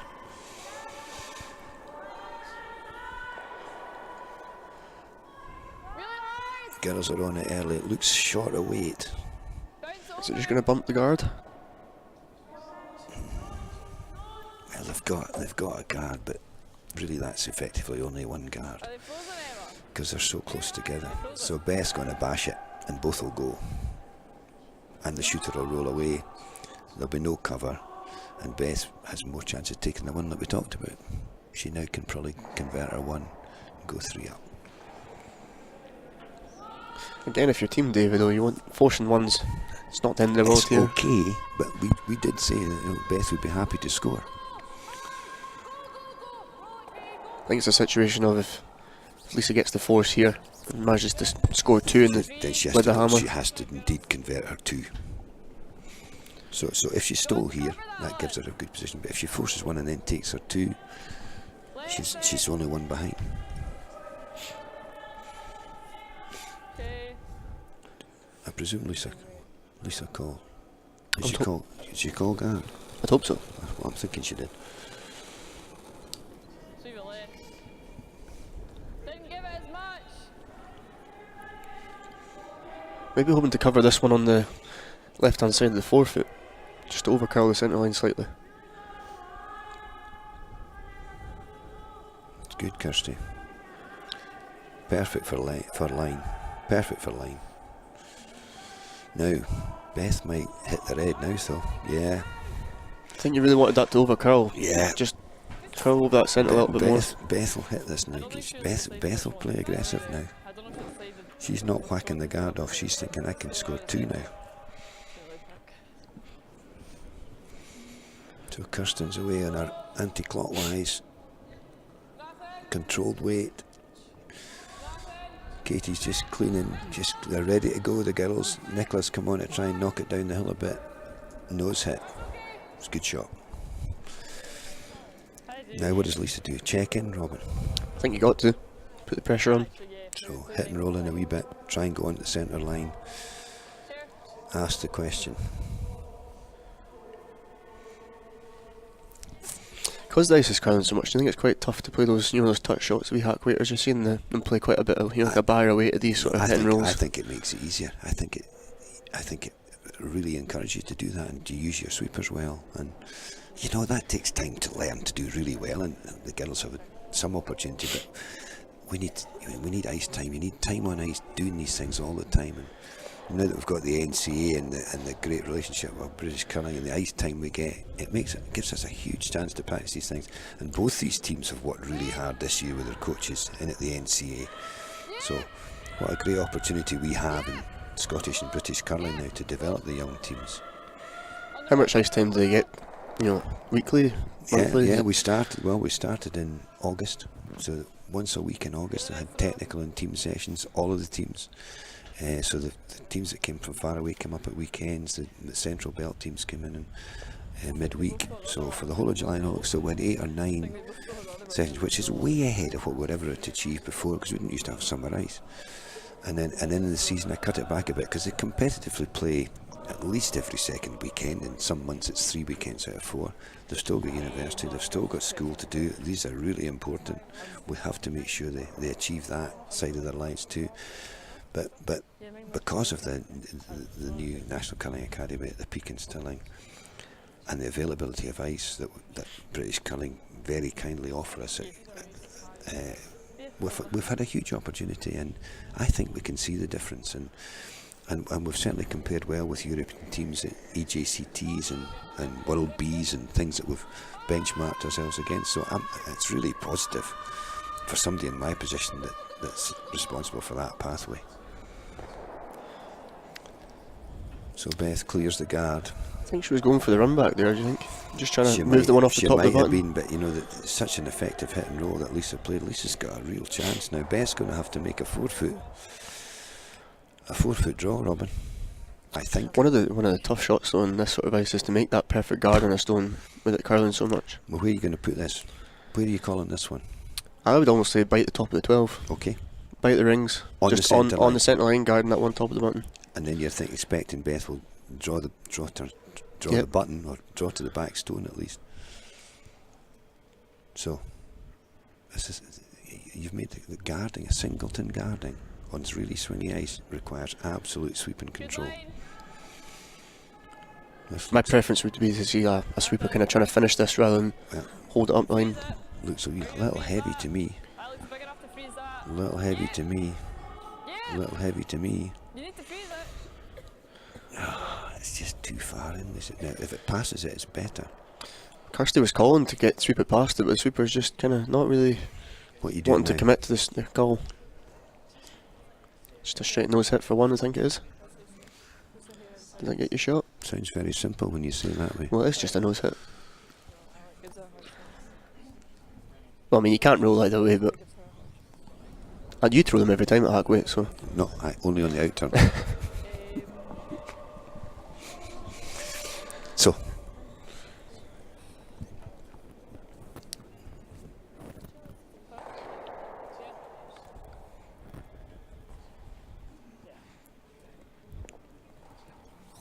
it's like Nora Fox was in on Thursday for the first time. Well, that is just brilliant, because this is a game you can take up at any age you like. My mother took it up when she was 40 and became an absolute fanatic. Mind you, it was the only way she saw either my dad or me, because we were always in the next ring. So there was other reasons for her to take it up, but this is a game you can take up and enjoy at any age. In fact, we had the Tech Native streaming team on the ice last night. Well, they showed a little promise, but none of the players here need fear their positions. That's a super shot there from Beth. Really under pressure there, hitting against 3, makes the hit and stick, scores the 1. Done what we said at the start of the end. Yeah, Made sure they scored. slightly more pressure than I'd have liked. That's why you don't skip. But bailing the guards allowed them the shot. Did. It did. So 7-4 after 6 7-4. to Team Farmer.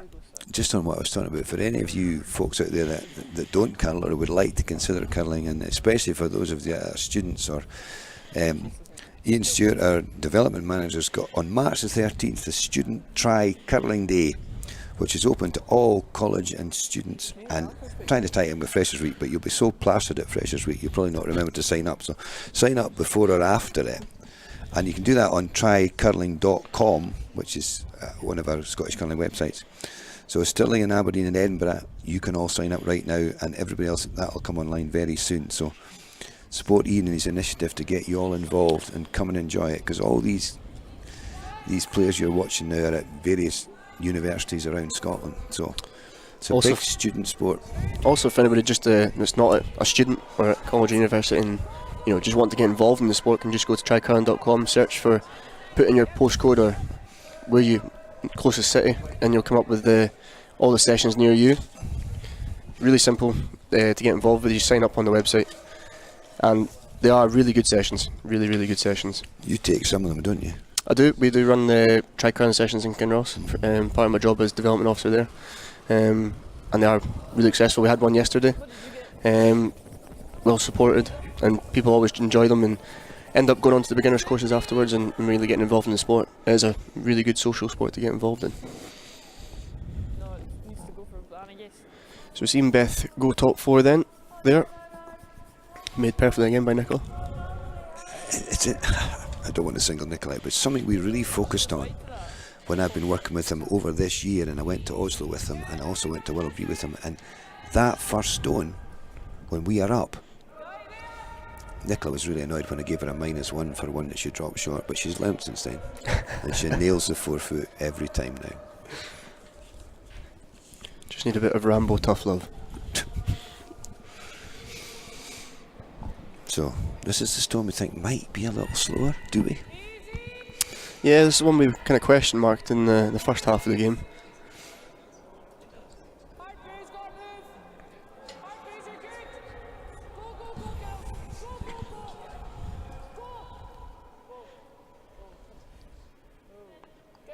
Nah, bloody good. Oh, sorry, mustn't swear online. I was warned about that.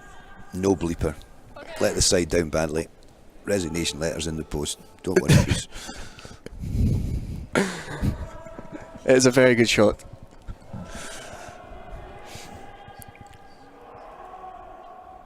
See where that corner guards end up as well. It's just really cut off that side of the sheet for It has. both teams. This Really, is the huge swingy side too. What's happening in the boys' game, Robin? boys' game had a 5 and 6 blanked. correct 2 blank ends in a row.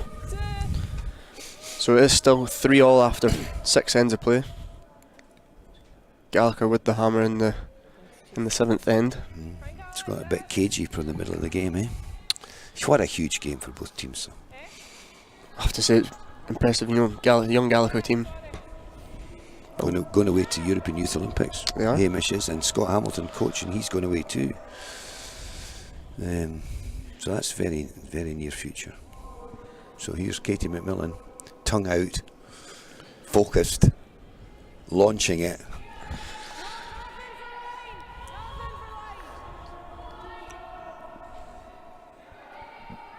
Oh, you can announce that. So I believe there's anybody that stays in the Moray area. Murray, not Moray. Moray's an eel. Murray's a county. Murray. Well, the youth these days, education in that. Where's it held? Elgin. Elgin. Yeah, Elgin. Try curling this Tuesday at 5:15. All equipment is provided. Just need warm clothing and grippy clean shoes. Yeah. Our tech native folk will agree with the grippy, clean shoes. Keep them upright was some priority.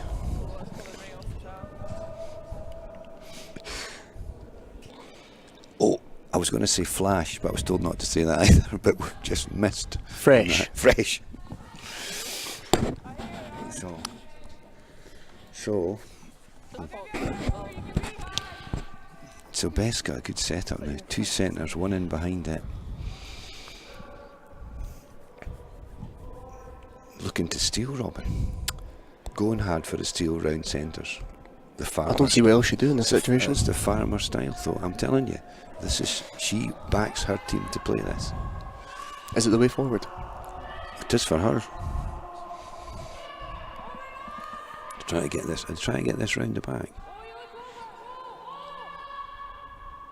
Certainly for a shorter guard, because that's a good stone they've got in the rings. Top 4, really hard to outdraw. Lisa's trying to slash double. So trying to hit the red across the top of the yellows and move all the centre guards. This is where you need a lot of power.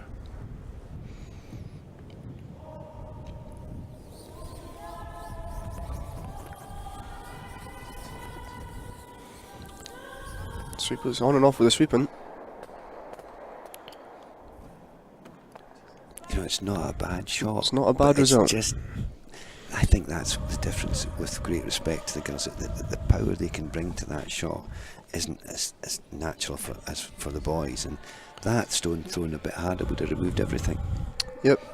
It really changed the tactics a wee bit as well. You know, can't shift things as quickly as you'd like to.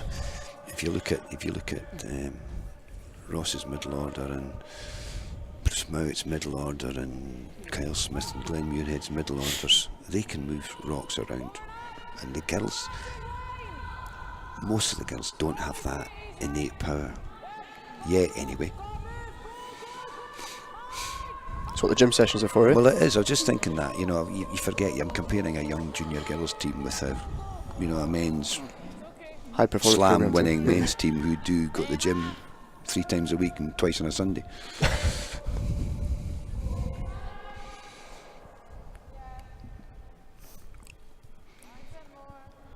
So that guard just not quite curling as much as they'd hoped it would. No, there's a hole to get through for Lisa. Which one would you want to be going after? Is it the one you're top of the? I think you have to. Slightly higher one. Would you want? You have to try and get the top one and check across maybe. Girls are off it, sweepers are off. Calling Emma on to bring it down the hill a bit. Going to try and roll it in behind everything. Good shot. Good result. shot. Good shot now. Best going to protect it, but miss the guard, and there's a shot for 2, and maybe then 3 follows. Well, if she makes the guard perfectly for the rest of the end, Lisa's going to have to play this angle run with probably her last stone for the 2. Said guarding's tough, and this is the swingy hand. Well, we thought that with the last one, but the last one managed to hold you pretty straight. Well, it's relentless. You got to keep producing, and that's what you got to learn. It's not doing things you've never done before. It's just doing it all, and that looks heavy to me, and wide. She might chip the yellow.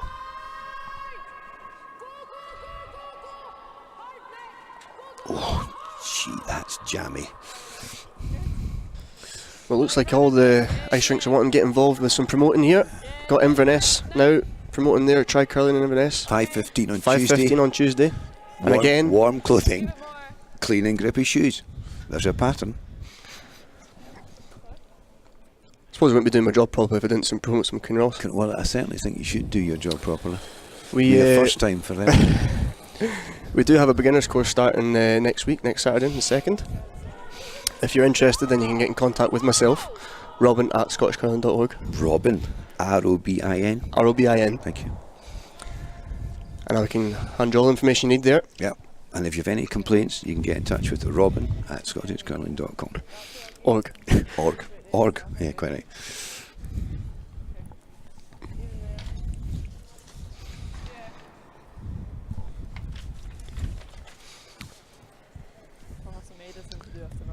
Right. So the way those guards have ended up on the left-hand side there, it's made the angle run a wee bit harder if she does have to play it. Imagine if Beth buries this. What have they got left? I think Lisa would probably have to make the double rip with the first one. It's not easy. Beth buries this.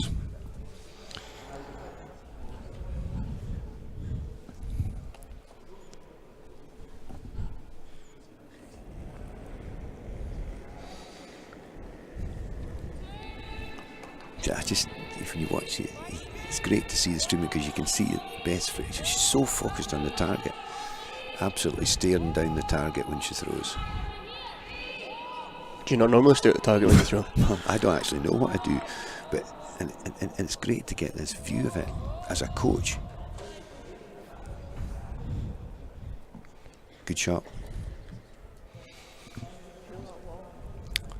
Oh, we've had a suggestion from Liz Burton King. Please suggest loosish trackies, not tight jeans. Single peel. I wonder if that comes from personal experience. No, I wouldn't risk losing 5. Even if you just peel die, you get that a hack. We certainly had inappropriate clothing from Tech Native yesterday. What were you going to peel it then?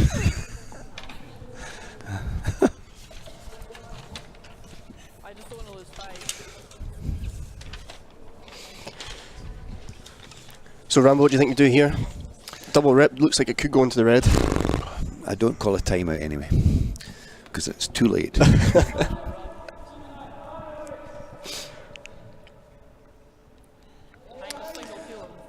And again, everybody jumping on the bandwagon. Can you get that?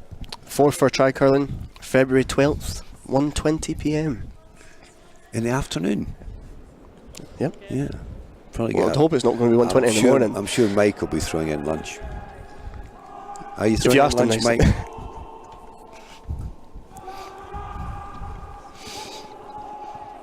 I throw an 8. What's Liz just saying? We're the techies in shorts. Honestly, Liz, you have a position in curling.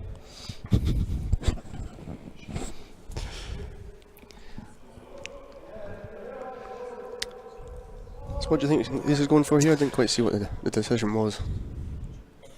Peel that left. Yeah, she took Left yellow. maybe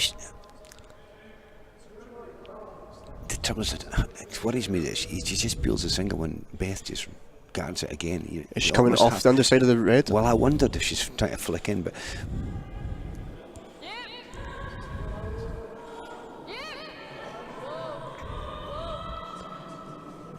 Trying to run the yellow back, I think. Not quite got it. right. Yeah. Has that angled up that red though? Does those I two know. reds angle on the yellow? They do, but there's a gap between them. It's possible. Then there's, of course, a singleton red could be angled up, Robin, too. It does.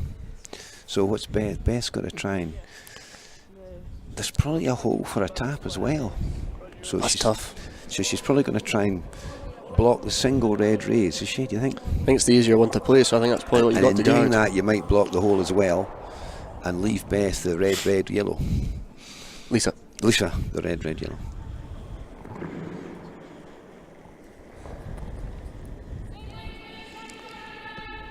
They're sharing communication about weight well now.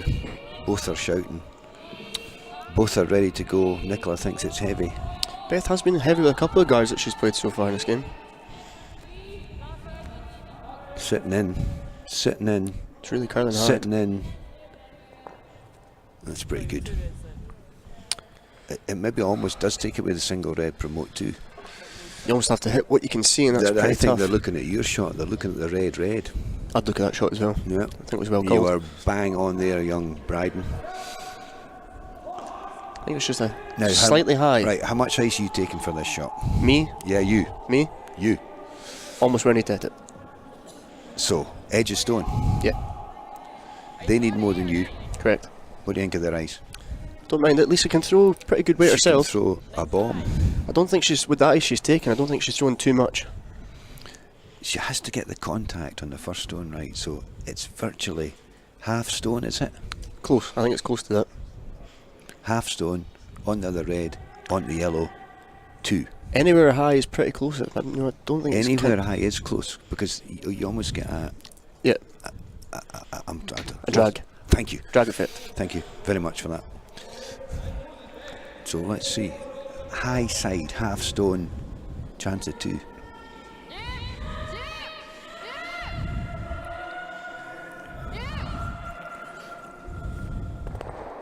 Oh, a little bit thick. I think so. Needed more sweep. Yeah, Yeah, yeah. Not an easy one to call. not easy. Or Very play. not easy to call. So steal a 1. It's a good try. 3 ends to go. 4 down. Knockout game. Gonna have to go for it now. Gonna have to just take a big chance. Boys game. Still playing their 7th end. Still playing the 7s. Been a long end. Peels 7. Callum's got 2 in the back, 12 foot, with a short guard. Is that last one? No, Hamish has got 2 to come. We'll focus on this game, I think. Well, I'm trying to do that, but it's very distracting sitting next to you. Somebody's asking if we're switching to the boys. No, we're not planning to do that, and unless this game should finish early. But we will try and keep you updated. Andy Callender's watching. Hello, Andy.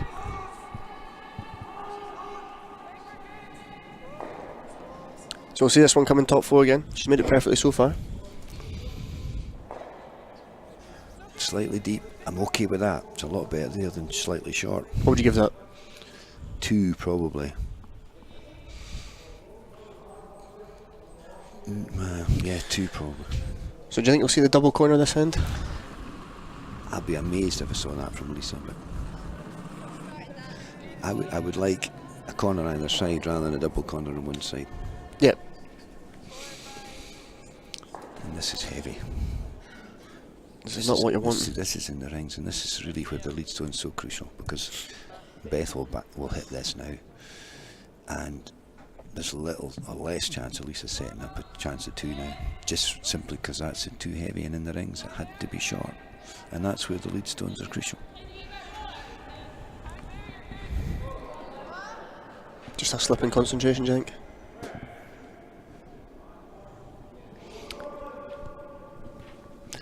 Yeah, maybe a little disappointment.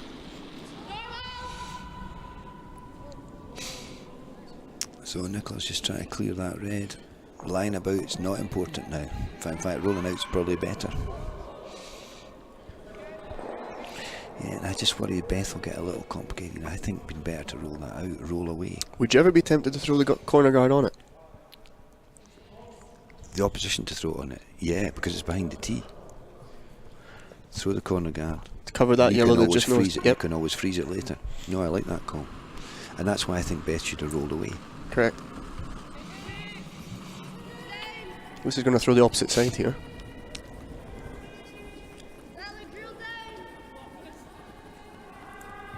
Even if Lisa had thrown the corner on the same side, there's a lot of things that's happened. They could miss it because they worry about jamming it. You maybe add the pressure to them, whereas throwing it on the other side, I think, doesn't add as much pressure. Bit of overcompensation there, just came up a wee bit too short with the corner guard. Really like that a wee bit closer to the well, rings. now's when you might decide to put double guards on the same side.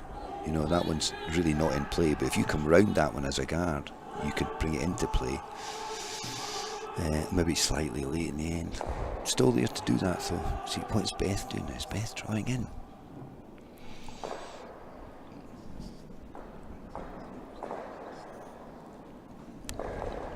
You know, when you're down by 4 at this point, these stones really do become important when you got the hammer.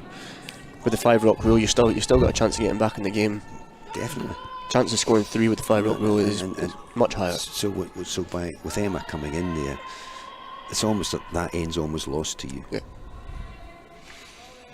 But there's a lot of stones in play. This is a worry for me. I think Beth's got this end too complicated. Now she might end up stealing again, but she's giving them opportunities here. I think with stones in play.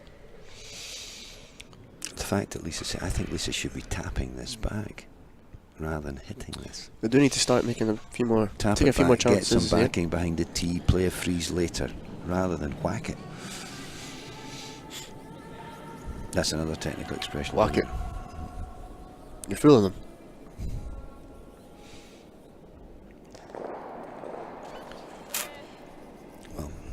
Because Beth for sure is going to hit the red, and Lisa doesn't have as good backing as she could have had. 2 stones near the middle behind the tee there. Well, there were the 2 yellows that were already there behind the tee were quite close together. Exactly. And then it's Kind of spread them out a good little for bit more. freezing, Yeah, so. And then it's hard for the opposition to take them out. exactly. You've got to, they're your friends behind the tee. Freeze up to them, tap them.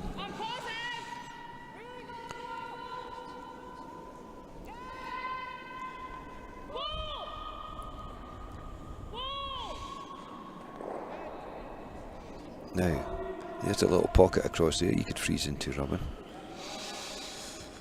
It's quite a tough one. Yeah, but I bet we might see that later in the end. Using the centre guard, although it's a long centre, as you pointed out, it's probably possible to hit something that's behind that because it'll curl after it passes the guard. You almost don't want to come too deep here. You want to leave it high in the rings, even if you're not line shots. It's okay. Hope they chase it, move the guard, and might leave you another corner on the other side. Still trying to set it up.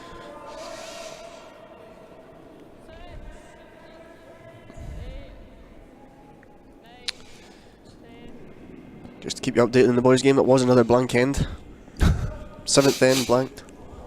It looked a pretty good end, though, despite that. I think it was a very good shot that Hamish played actually to get the blank. So that's probably pretty well hidden, is it? I think it looks like it's fully buried. Kirsten's pulling the guard, pulling the guard on her clockwise side. Occasionally starts this throw.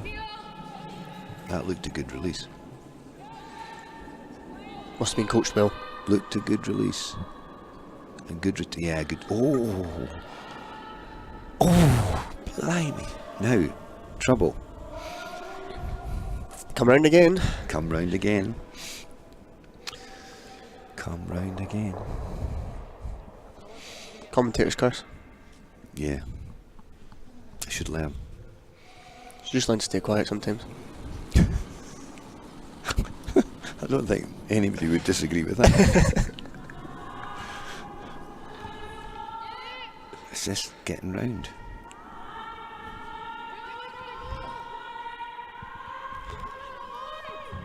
Oh, she's round. I think your blood pressure's going to be a bit higher there, Rambo. That's why I like it. But it's come out too far, Robin. It has, it's come gone out back to you and other bumped side, it. Come out the other side, so a bit tight away, sweep it big to get it round, comes out the other side, The double's not easy though. doubles there. Does it stick on that yellow? On an out turn. What are you doing, Beth? Hit it. Oh, nose hit it though. Beth's worried about jamming it on the yellow. Well, she looked at the double and said, But she's freezing it. "So it's coming around the centre." You said that's the way forward. She's 4 up. This is a big shot. If you make it, This is a big shot. That's all very well said. If you make it, but what would have been no bit? I mean, I suppose you should be positive. That just looks a bit heavy. Oh, blimey. Blimey. This could go really wrong now. I just think that's the wrong shot. You should either appeal to guard or gone for the red. You can see when you're 4 up. now if you're Lisa, do you actually want to come right into the pocket or leave it I slightly think short of it? I think she should be slightly short of the pocket. Top 4 length. Because I think Beth can hit the outside red on the other hand. Yep. Supers are not on this one at the start. It's a good line. It's a really good line.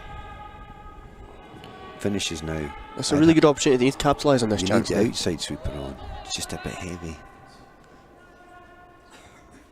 Got to take this right back though. We don't want to leave a pocket. Oh, blimey. Well, Beth will freeze again. Surely she'll freeze now. She has to. Because she can't take all 3. You see, and this is tough when you go to coach this team after and you show this. and you think, I didn't agree with it, and then they end up scoring. But I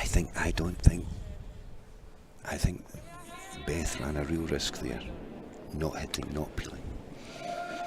Well, I think just by missing, I think Lisa's team just had to take an extra second and really think there's an opportunity we've got here and try and focus and capitalise on Good it. point you make. Nice to have a flow to the game, but sometimes you think, where's the pro error here? I cannot be deep. I can be a little short, but I can't be deep. This is not needing sweat. Sweepers for are weight. calling 10. This is not needing sweat for weight anyway. They're trying to bring it down the hill. They're trying to bring it over to freeze it. It will finish. But it's Is heavy. it going to finish enough? It's heavy. And she's got Got the back one. and she's late. She lies. So Lisa has to make a play on that probably. Well, she doesn't have to make it now, but she's choosing to make it now. If you go on the top of the button and Beth makes a good draw, and it's You're not going to get a You're score. not gonna right? get a score. So if you move this, you're probably going to score. at least 2.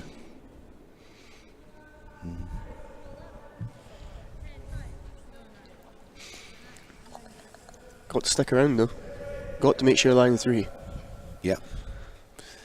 If you could hit it and roll out a little bit. Just the edge of the 4, I think, would be Yeah. quite good. Yeah.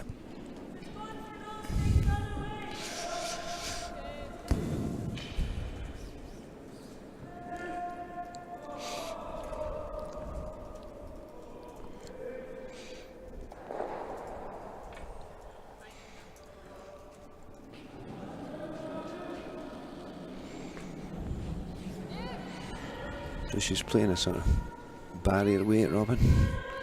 Mid-weight strike. Yeah. Seen a couple run straighter down this line, you know. Just going for nose.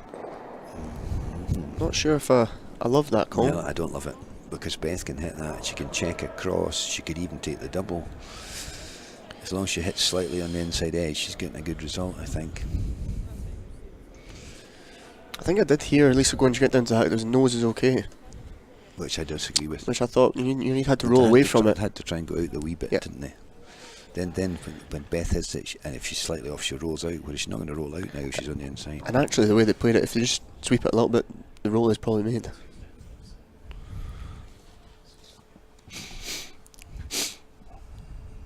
So, Another opportunity for Beth to get out the end. in turn down the centre. Sometimes pops him, but looks pretty good for line. Needs to curl, I think. Needs to curl. Needs to curl. Yeah, it's pretty good. But there Is the bump back still there? The guard's that long? I think the bump back's still there.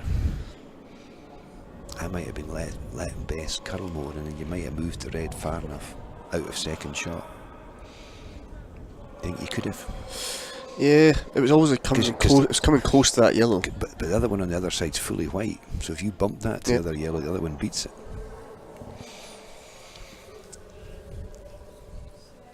So, big shot. Big shot. This keeps the game alive.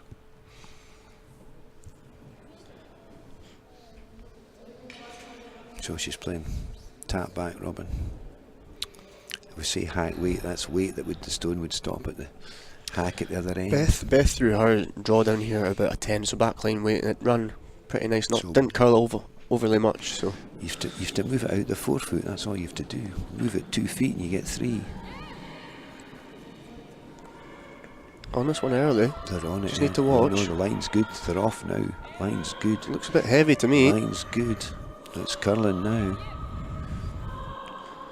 Oh, It's a very that's nice shot. 3. It's game on. That was a very nice shot. And I think that comes just not peel the Beth should have peeled the guard when she's 4 up. Well, to try. Or hit the red you could see. There was 2 misses. You know, tried to peel the guard, Tried missed to it, freeze 3 times. and then tried to draw 2 it, and the next one they could have hit with the outturn hit. Anyway, 1 down. Farmers 1 up Farmers 1 up. with the hammer with. in the 9th end. 1 up with. 8 to 7. 1 up with. Coming to the crucial few ends now. Yeah. If you're farmer, do you go for your 2 and 9, or do you go for the blank?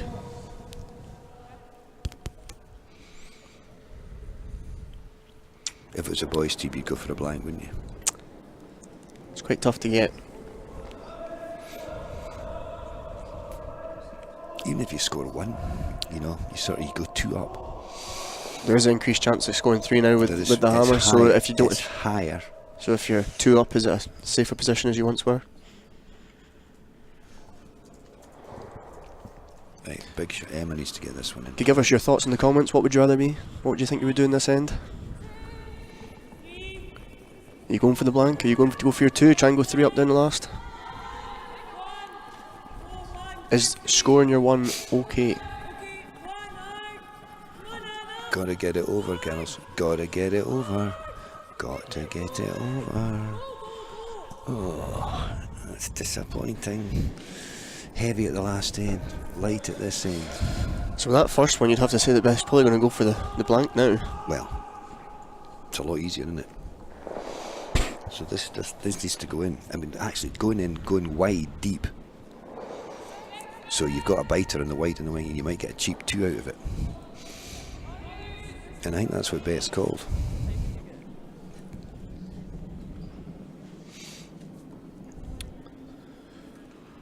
See, this one's thrown a bit heavy.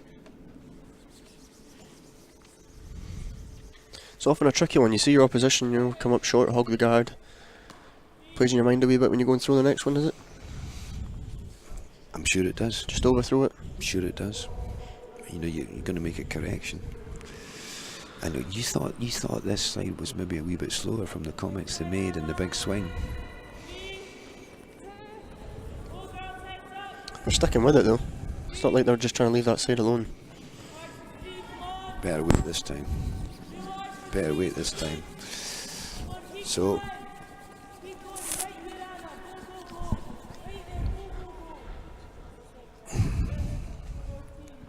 aha, I think Bess called the tick.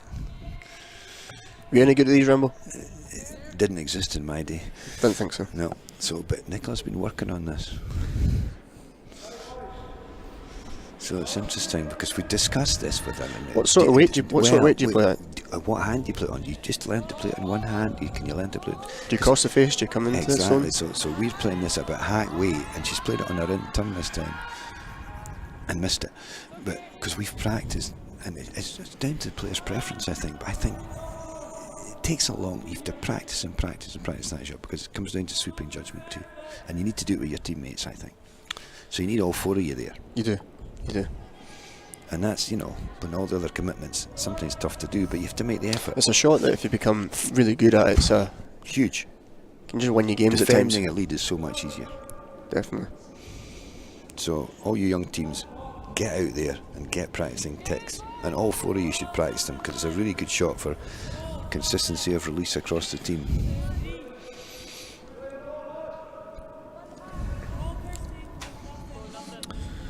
So just update on the boys' game. Guess what? Another blank end. Still 3-all. Playing the 9th. Gallagher again with the hammer. Don't know if it's very exciting stuff over there or if it's just, battering stones. Maybe we need a 6-stone rule. We definitely don't need that. So Bess trying to peel the guards now. What stones is this? What side? This is 6 stone.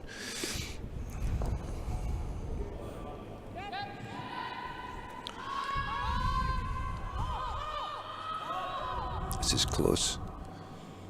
Ooh. Good throw. Again, she shouts encouragement. Aaron on the right side there. Didn't want to stuff it. No, and we've worked a bit with Nicola on that. She's got a lot of power, but she sometimes just starts the stone. When just at release point, she drops her shoulder sometimes. So it's just been working on that a lot.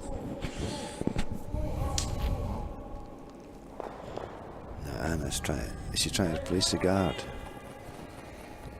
Yeah, I think so.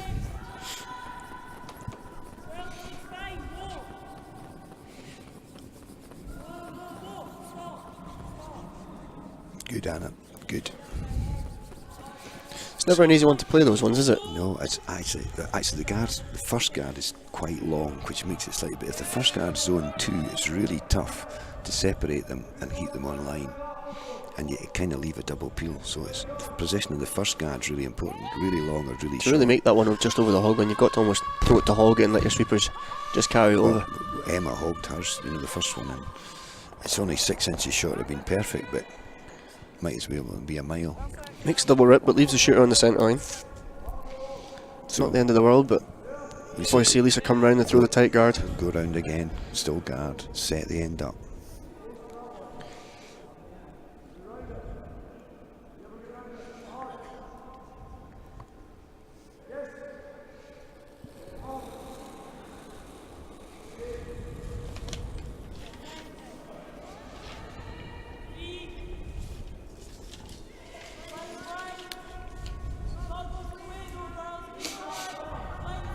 So Super's been on this pretty much the whole way. Need it to be tight to the rings. Don't want to leave it an easy double.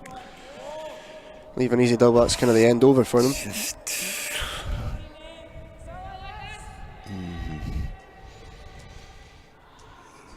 Thin doubles there, and you've got to play it, haven't you? You've got to try it. I think you have a go.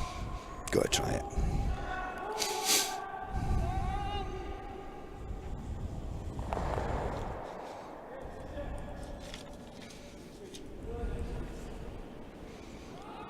Kirsten's off. Calling it early. Calling it early. Doesn't want to nose it. And it's where's the red going? Is it going back on that yellow? Where's the red going? It's a triple whammy. Stuck it on there.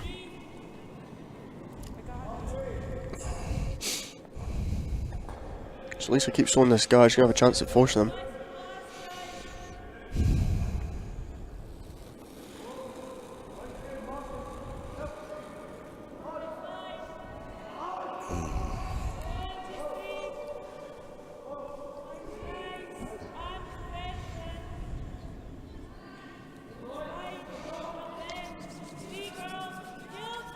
It's a much better weight this time. Yeah, so Beth is probably now thinking, Would you ever be tempted to play the other hand and try and see if you can make contact with the one at the back? I think that's a sensible call. Pretty sure Kirsten prefers this hand, or I'm certain. Bit of inside knowledge there as head coach there. Sit middle of blue, right? Okay. Cool. So it's not. Looks like Beth's going to be forced to take a 1 if Lisa draws in again twice, or hits and lies for a second one, depending what Beth does. But so forcing a 1 for Lisa's not a disaster. Try to get a 2. 2 down, playing the last end. They've just taken 3 with a hammer, so Game's very much alive, as is the boys' game with Callum lying 1 on the button, guarded, but Hamish has got 2 counters in the ring, so that ends developing. might get a score in that. Going to be a score at 9.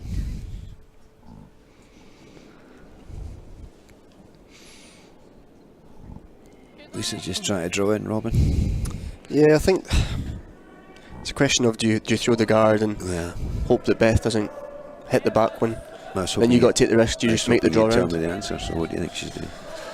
Would you go in? I think it depends on how comfortable you are making if you're going to throw the guard, if you're going to make the draw round it with the next one. I think she's going tight deliberately.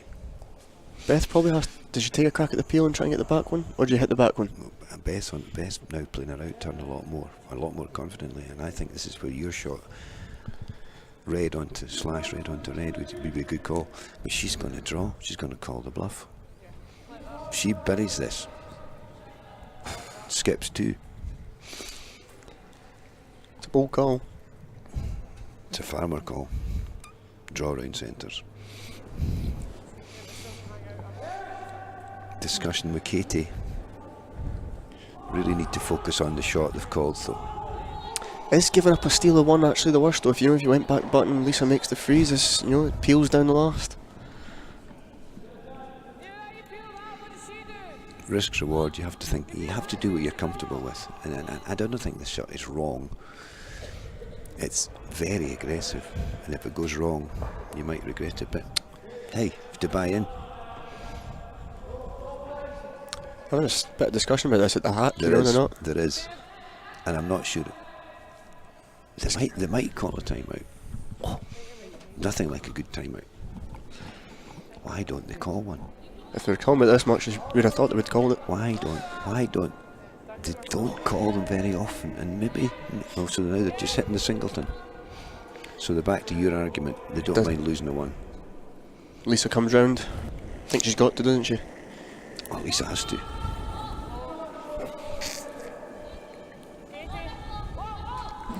Got to stick with us. Well, you got to hit with it first.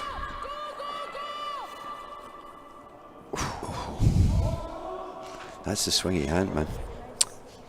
Saying I wasn't quite buying into the shot. First call was a draw I round. just didn't like the way it all happened. First call. Think she didn't go back down to the other end and speak to the third, you know. I think they should have called a timeout.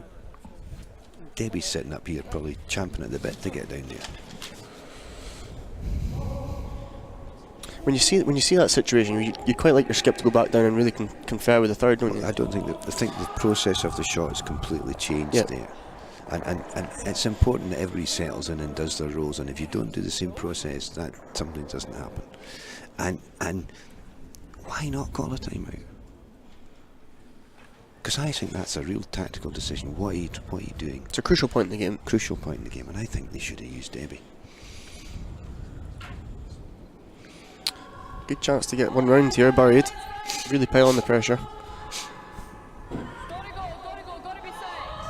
Gotta go, Anna, come on! Big sweep here. The line's really good.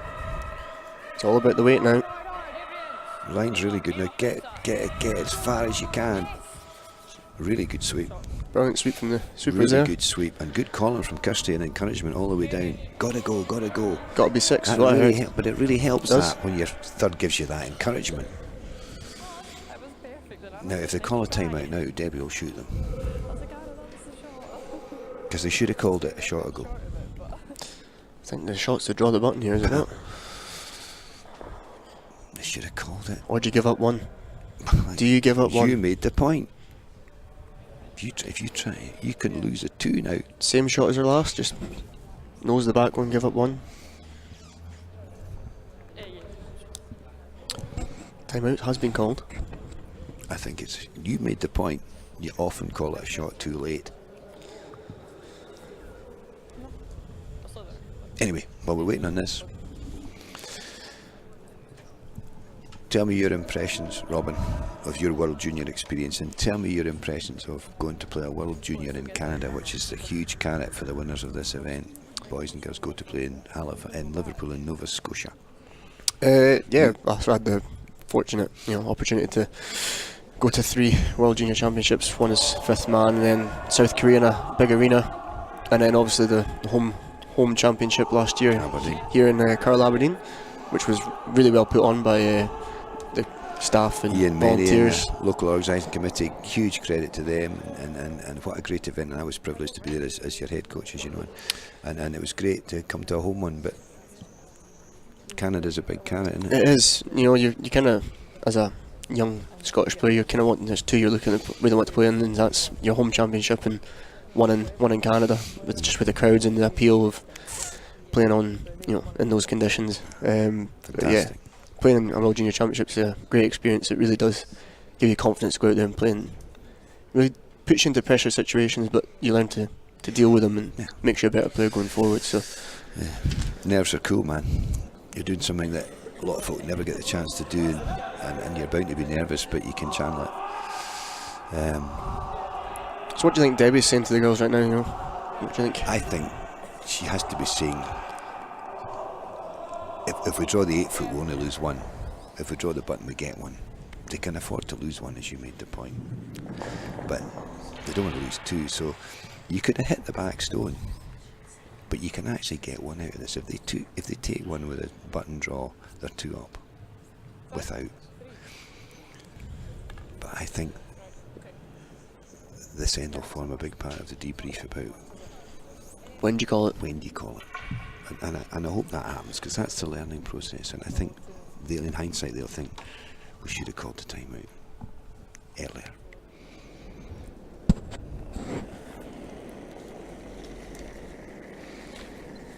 It's been pretty close with her draws, so see if she can make this one. I think Hamish has got a draw for 2. The girls are on this one. Yeah, and it's Means a close, sweep. it's close, it's close, it's close, it's close. They're panelling it. And she's drawn the shot. She's made it. I tell you something, she did that consistently in Finland. I have to say that's a really tough one. It's a really good position to be a third. Line's good. Line's good. Line's good. It's all yours. It's all you. No backing. You thirds get away with murder. No, it's brilliant. Well guided by the sweepers. Really good draw. So they're 2 up, and Hamish Gallagher's gone 2 up. He's taken 2 at the 9s to be 2 up. So we're in the same situation in both games here. So We have just seen Lisa with the last time with the hammer take a 3. Chance of it happening again? Or? now here's Nicola's first stone. This is really important.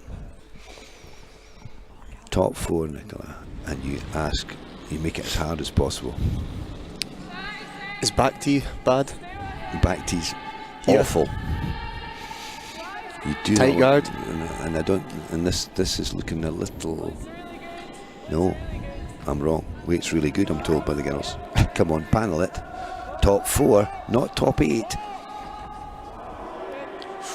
You should have been swept, I think, don't you? We're getting called off by Beth. I think You we're were. dead. You got to really. The whole team has to get it where you want it. Is it the skip's job to judge weight though?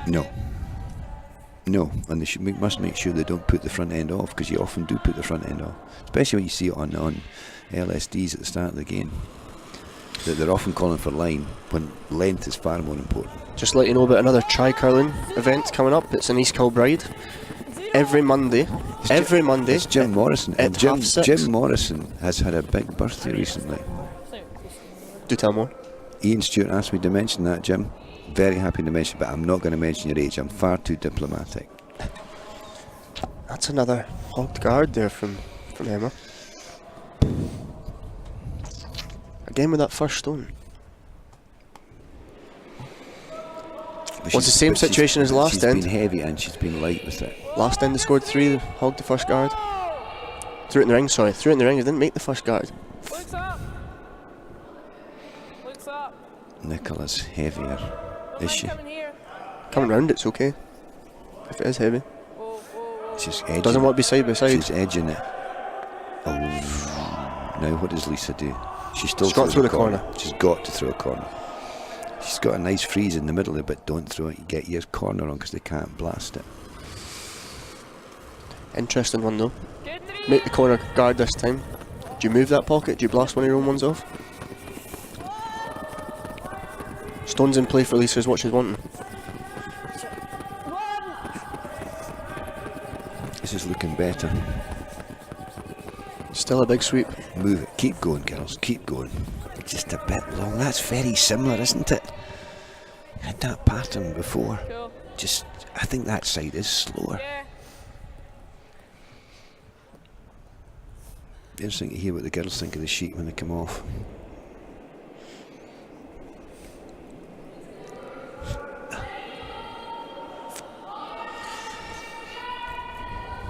So they're calling the tight guard. Doesn't want this to be too long. If it's too long, it gives Lisa a chance to get into that pocket. And it's pretty long. Keep it going. Go, go, go. Given everything they've got, the two of them, they'll be tiring now. You know, they've got to keep fueling during the game. We had a Ailis Robertson was up and give all the teams an opportunity for a performance nutrition talk. And this is when, once you've been out there an hour and a half, 2 hours, you've used up all your glycogen levels. So she was emphasising how you should be snacking through the game to make sure you're fueling.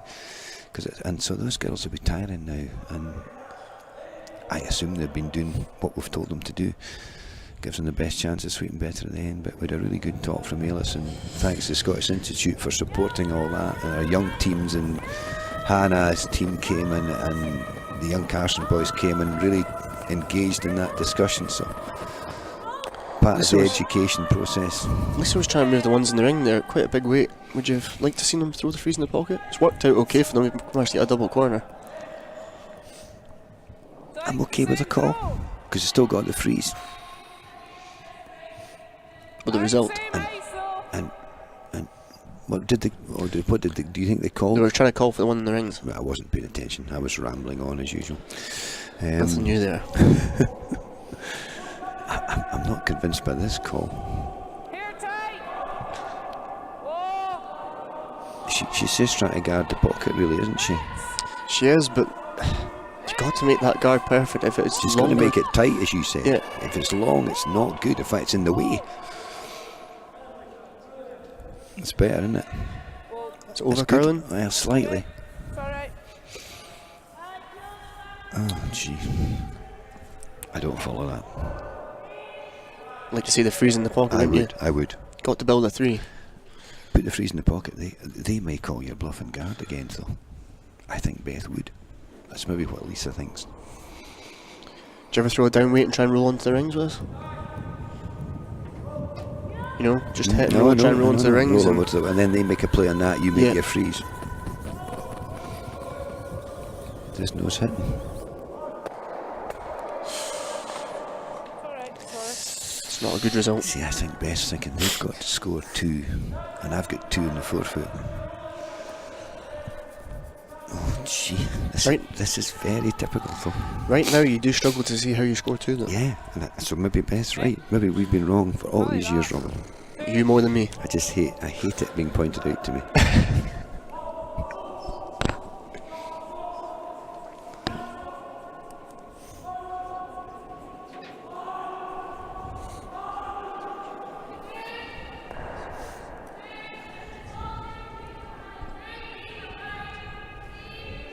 What time's the final?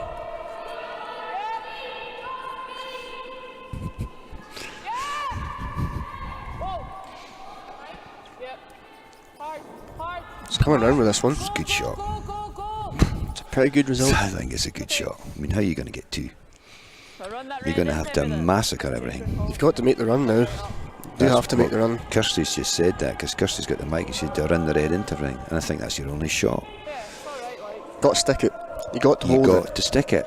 You could put it behind the corner, would be okay actually. You could do that straight back off the top one behind the corner.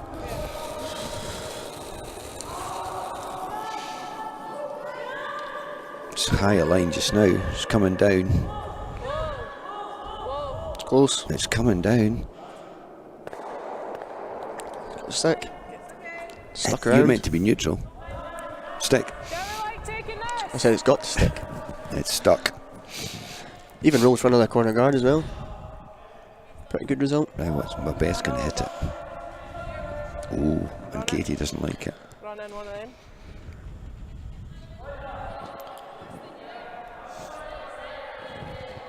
I think you hit the red. You not hit the red. What do you? Oh, You've got to think that The hair leg. if you hit the red, Lisa's got The- 3 the- stones to come, yeah. and she has to make them all They count. could- well, yeah, exactly. But you could make them all count because there's a chip and roll off the yellow. There's a corner to go round. If this is played well, it's tough though. Looks a bit heavy at the It moment. does look heavy.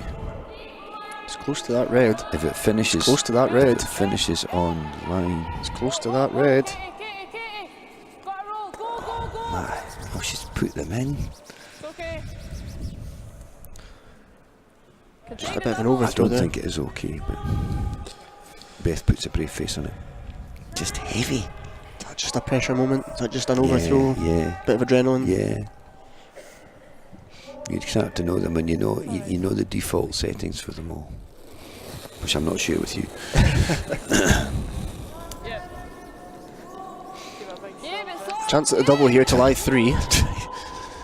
Whoa. Anna, Anna, Anna, Anna. Oh, the yellow's gone behind the corners now. It's on that same line Lisa played the tap back for the 3 though. It's not a bad result. Kirsten didn't hit that top one, Kirsten. I like this one.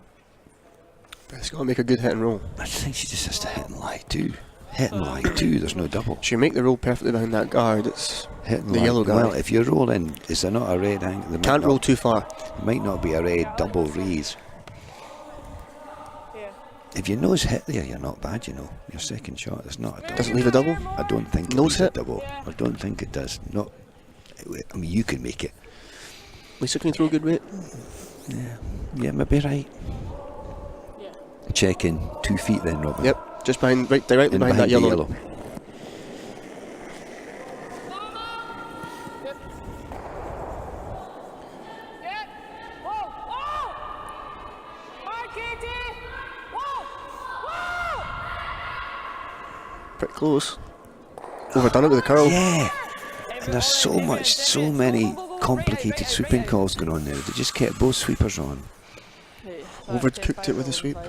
Look at they had 2 sweepers on. They had the high sweepers on. They had a low sweeper on. All in the same shot, all in the space of 4 seconds. Pick one and stick to it. Put both on, because that's what you're used to seeing. And then in the last third, you maybe switch it.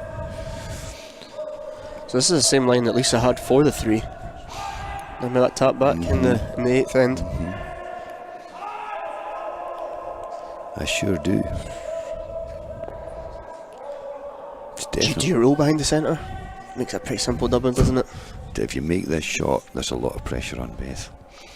If you make this shot. Oh. In the boys' game, Callum's lying 2.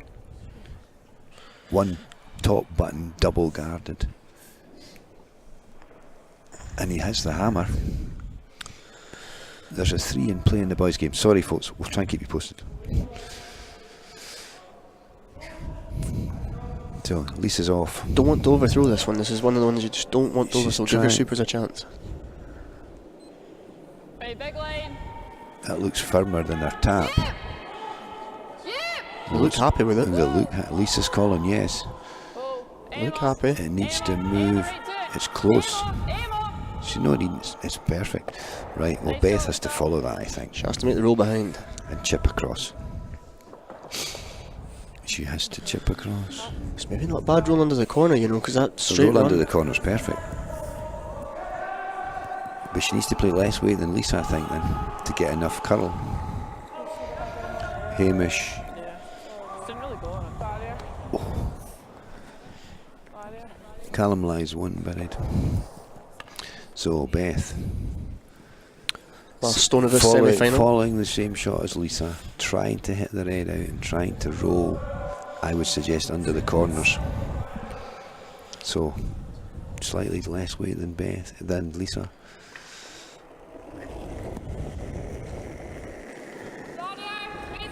It looks heavier than Lisa's, It's higher. and It's it's a higher high, line. it's much higher. It's coming now though. Not as much rotation. Trying to bring it down. Oh, going the other way. Whoa. Oh, rolls behind the yellow. Well now, Robin. The chance is there. Raise take out for 3. Stick it as well. That's good. How many times out of 10 do you make this? She's not going for it though. She's going for the hack weight round the round. Red marks. Must see. Can they see any of it? From our views, I don't think so. Enough swing to do it. If that's what you want to play, that's what you want to play. The brush down play it. I think She must have had a shot in her head. the yellow looks from slightly from the side where we are. Slightly. Does it look right behind the yellow? Maybe. I don't think she'll see much of it. It's a tough shot. You got to get it out of the 8 foot. But you got to get it out of the 12. 12 foot.